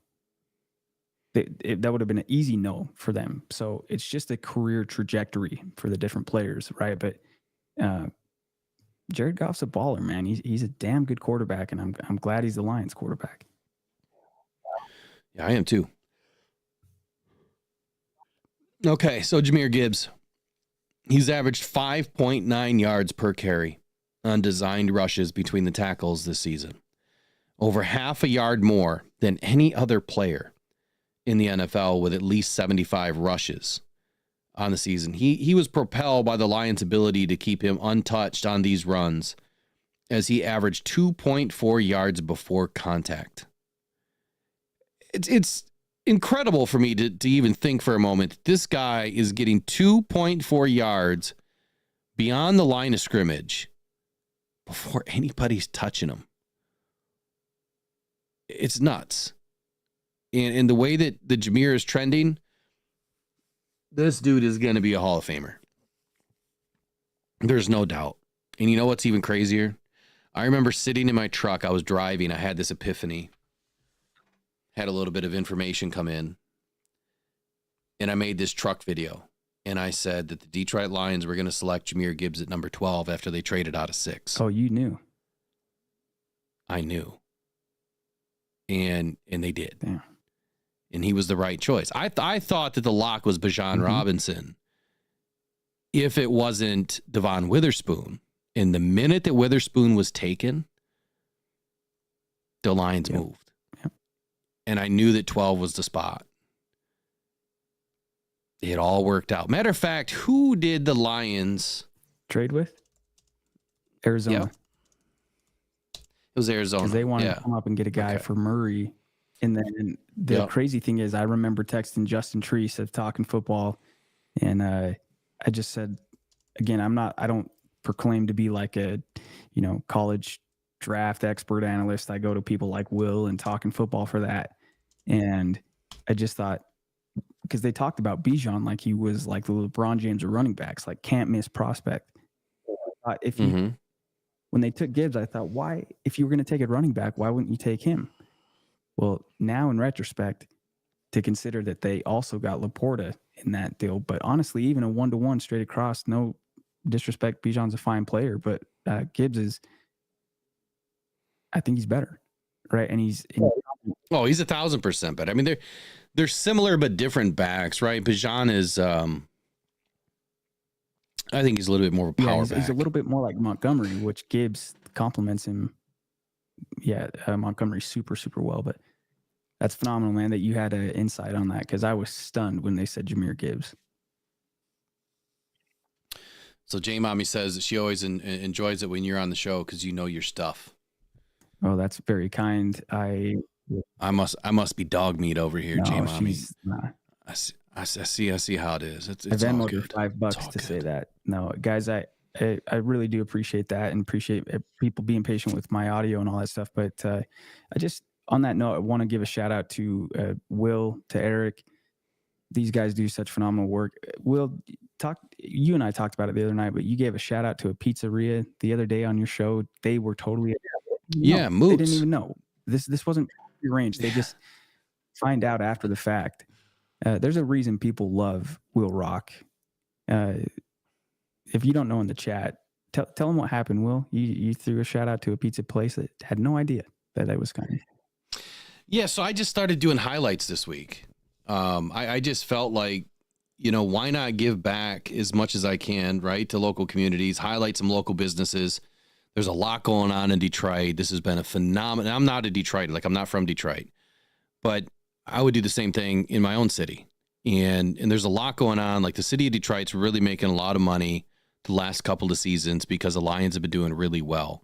So why not highlight some of these smaller businesses, hardworking Americans and what they're providing for Lions fans and visitors to the city. And Moot's Pizzeria was doing a give back to the Lions Foundation.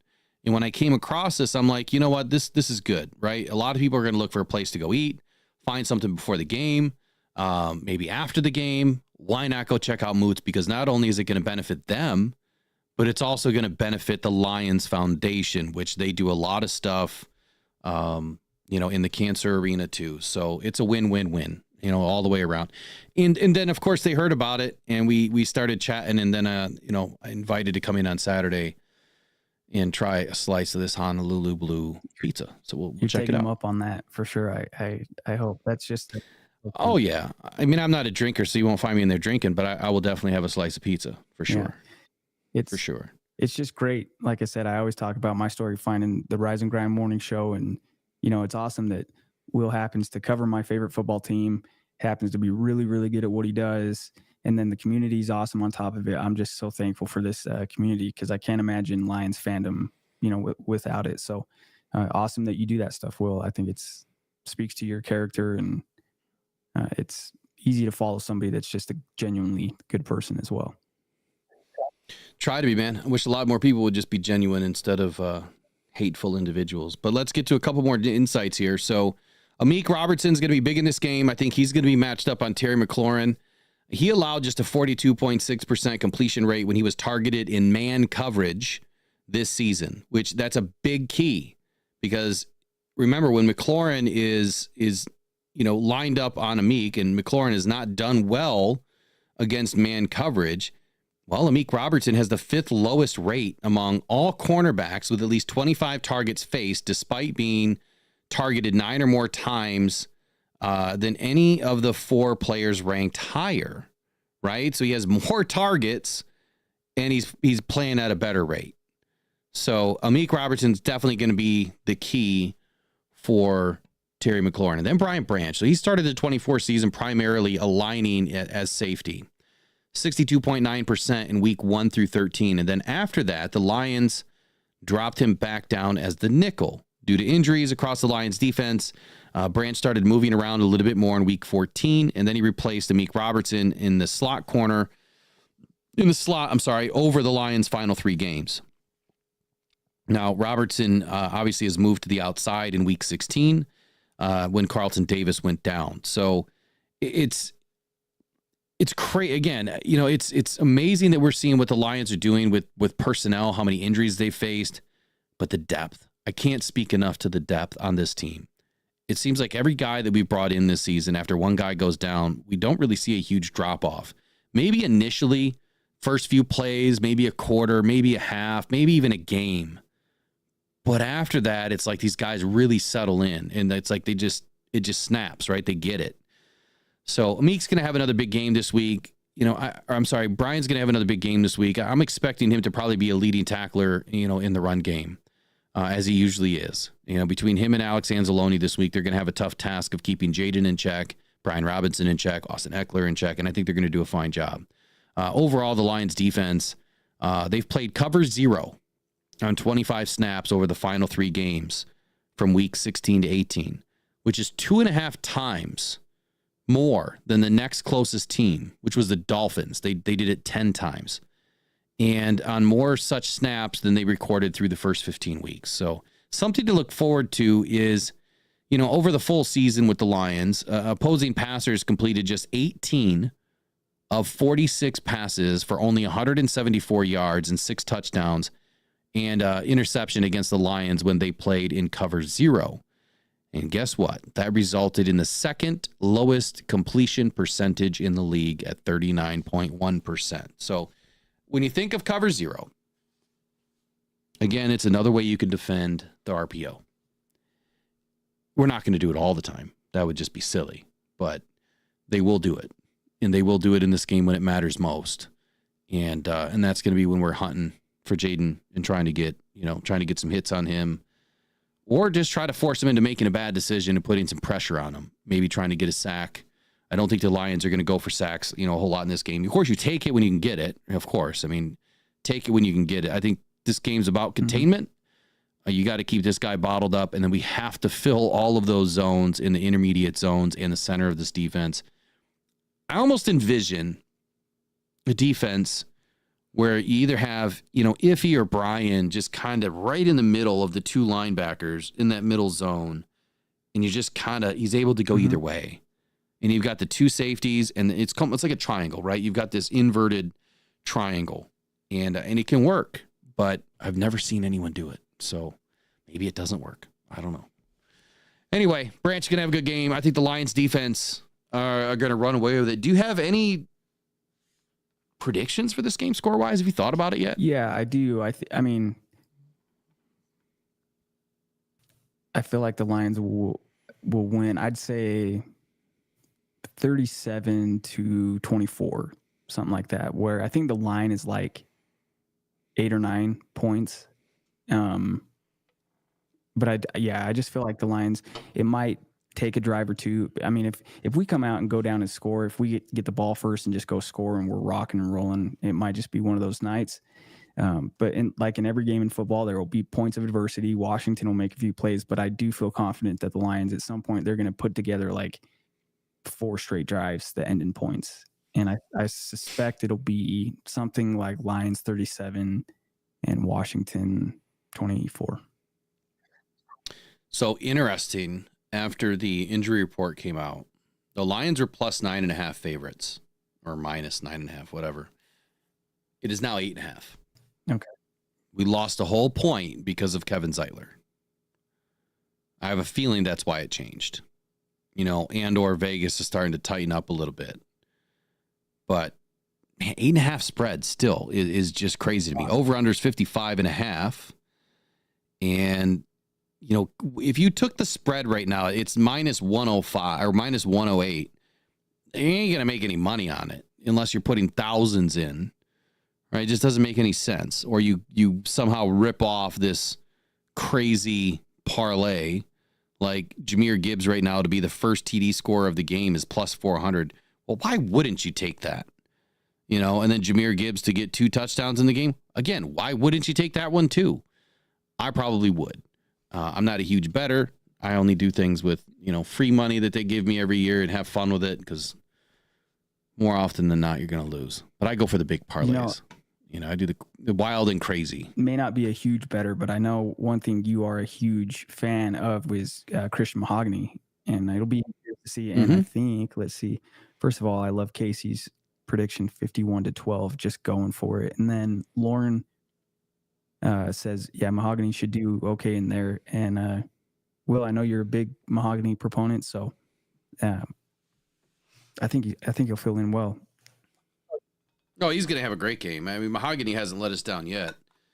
And, shout out to all those teams that thought that one leg being a little bit longer than the other was going to be a problem because he's fit in nicely in Detroit. Huge detriment, right? Yeah. I haven't seen that. Yeah. Just go see a chiropractor, get that thing adjusted, right? Where just put a pad in your shoe. I don't know. Trace says, let's see, or Lauren said Bobby Wagner hasn't practiced yet. He's got a foot, and then Trace says Bobby Wagner won't be 100%. He's still nursing an injured ankle. So, yeah. Yeah, I mean, it's interesting to see what's going on with Wagner. I mean, I think that, Wagner's one of the best to do it. Another all-pro season. There's no reason why he won't still show up in this game and won't have a good game. I mean, I think he will have a decent game. It's just not going to be good enough. Mm-hmm. Marshawn Lattimore was a full participant. He had the hamstring issue. Frankie Louvu had a shoulder injury. He was limited still. Who else was limited? Where's Bobby? Bobby was limited in practice with an ankle injury. We got Eric Rintamaki's got Lions 35-20. What about you, Will? Are you saving that for show coming up before you give us the official Will Rock taker? So I will always throw out a prediction, but the final prediction is going to come out on Twitter when I put my locks in, which I've been terrible at this season of putting them out in any sort of. I'm going to start helping you with that order. Right. I'm terrible at putting stuff out. I'm going to help with that because I sit and text Will all game long. I might as well just I'm gonna start doing that. I'm gonna start putting them out, the official locks. I'll make note throughout the week, and then I'll post. Well, my problem is just getting them out there on time and actually spending the right time to do it. Because the time that I do spend, I get a lot of things right. But then the time that I don't spend and I try to rush it, yeah, it's like throwing spaghetti against the wall and seeing what sticks some days. Well, I guess what isn't. I mean, all this is guesswork, isn't it? But I feel like it's something like a score prediction. Let's hear what you've got, and it'll probably be pretty damn close.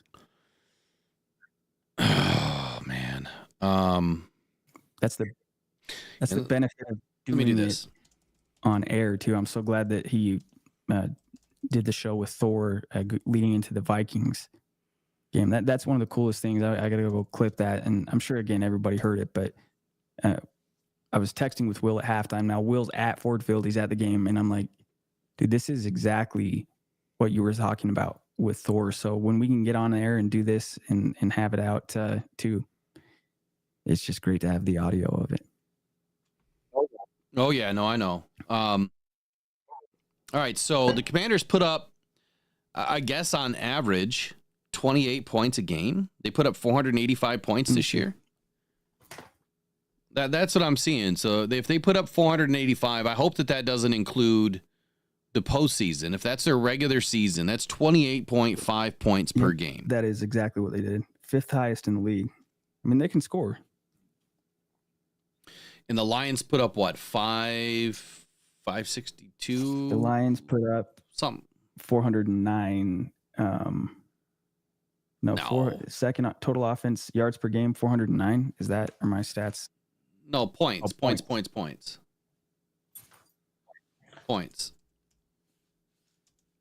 I think it's 562 or something crazy like that.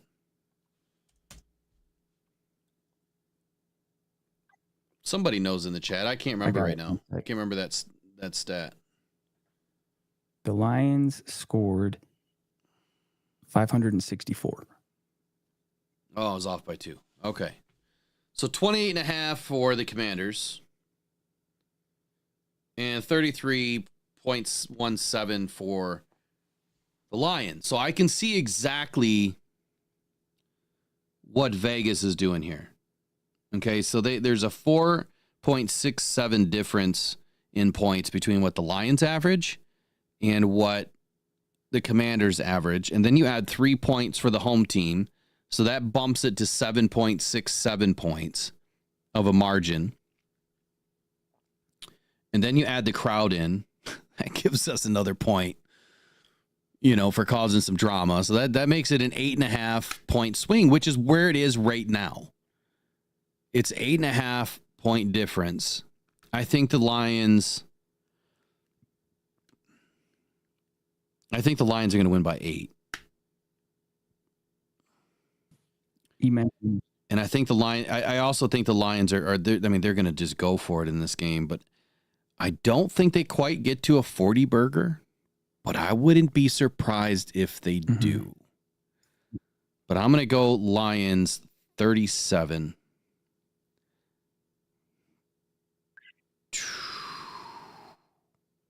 Nope, I'm not. I'm going to go Lions 31, Commanders 23. 31-23. I love it.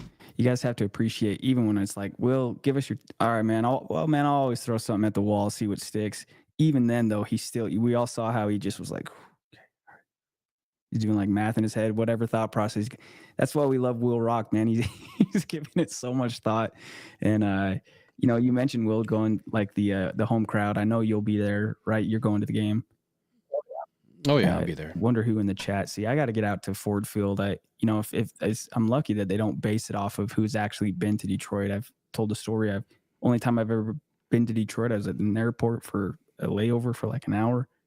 I picked the Lions as my team as a kid. I'm a Utah because they weren't good, and I did not want to jump on a bandwagon. I just didn't know it was going to take 20 plus years for us to win a playoff game. But who in the chat here will be at Ford Field on Saturday? I'm sure a lot of people are going. Yeah, I'm sure a lot of people are too. But Trace wants you to do a live stream. You should probably do a live stream on the Talkin' Football channel for the game. Let's get your audio set. Yeah, that would be. You don't have to. If you got plans, you definitely don't have to. But that's a good idea. If you want to, that's a good idea. Don't feel obligated. Trace would like it, but don't I feel think she's obligated. right. I got to get my audio dialed in. I got to get all this.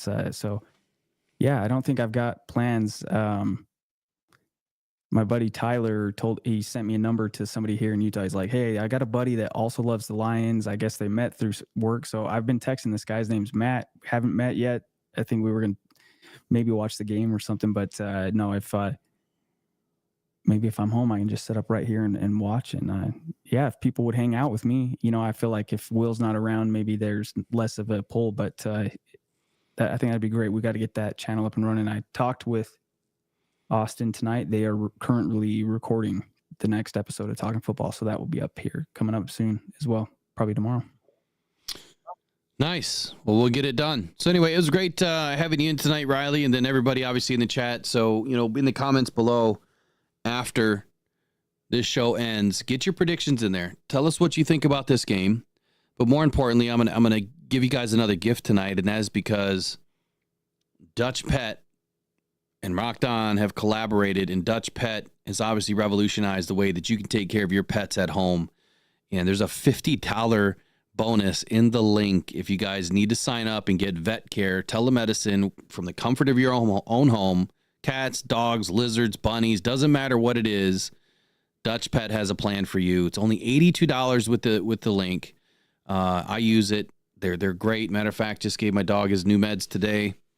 And I hope he starts to feel better soon. But Dutch Pet, man, great partner to be with and collaborate with them and what they provide for home services for pet care. So, all right, we'll be back on at 8 in the morning. It's going to be a short, less than 12 hours before I'm back on. Got to go rest his voice and get back at it. Going to have another long day and then a long afternoon tomorrow doing tape review. And it's all scheduled. So tape review is going to be off and running tomorrow. We're going to look at the Saints game because that's where Jaden got sacked 8 times. So that is going to be one of the games that we're going to look at is Washington and Saints.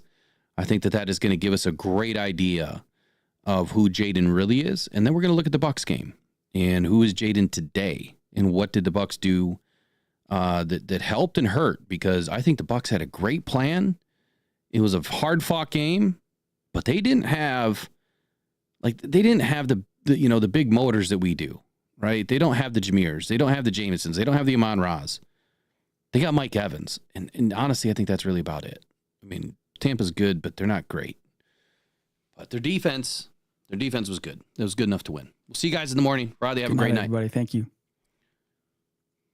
Introducing Better the Hunt Technologies and C3 Mitts, the ultimate hunting and multi-use glove system for hunters and outdoor enthusiasts. Now, C3 Mitts are designed to keep your bare hand protected and warm no matter what the weather throws at you. The patented attachment system was designed to keep your hand on target with the ultimate feel of comfort, confidence, and control. The triple layer barrier of moisture wicking material combined with 200 grams of thin slit insulation locks in the heat, but not the moisture. That hot hands pocket adds extra heat when the temps dip below freezing. Rain or snow, no problem for C3 Mitts. The durable outer shell is water resistant and windproof, shielding your hands from the elements. C3 Mitts has solved the cold, stiff, and shaky hand syndrome that all hunters have faced, causing you to miss opportunities on your hunt.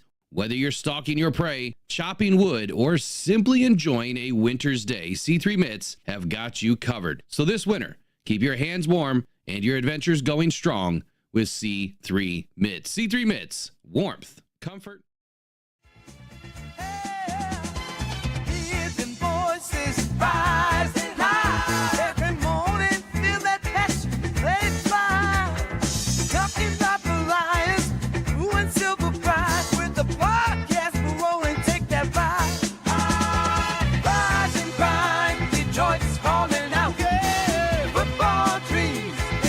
Shout.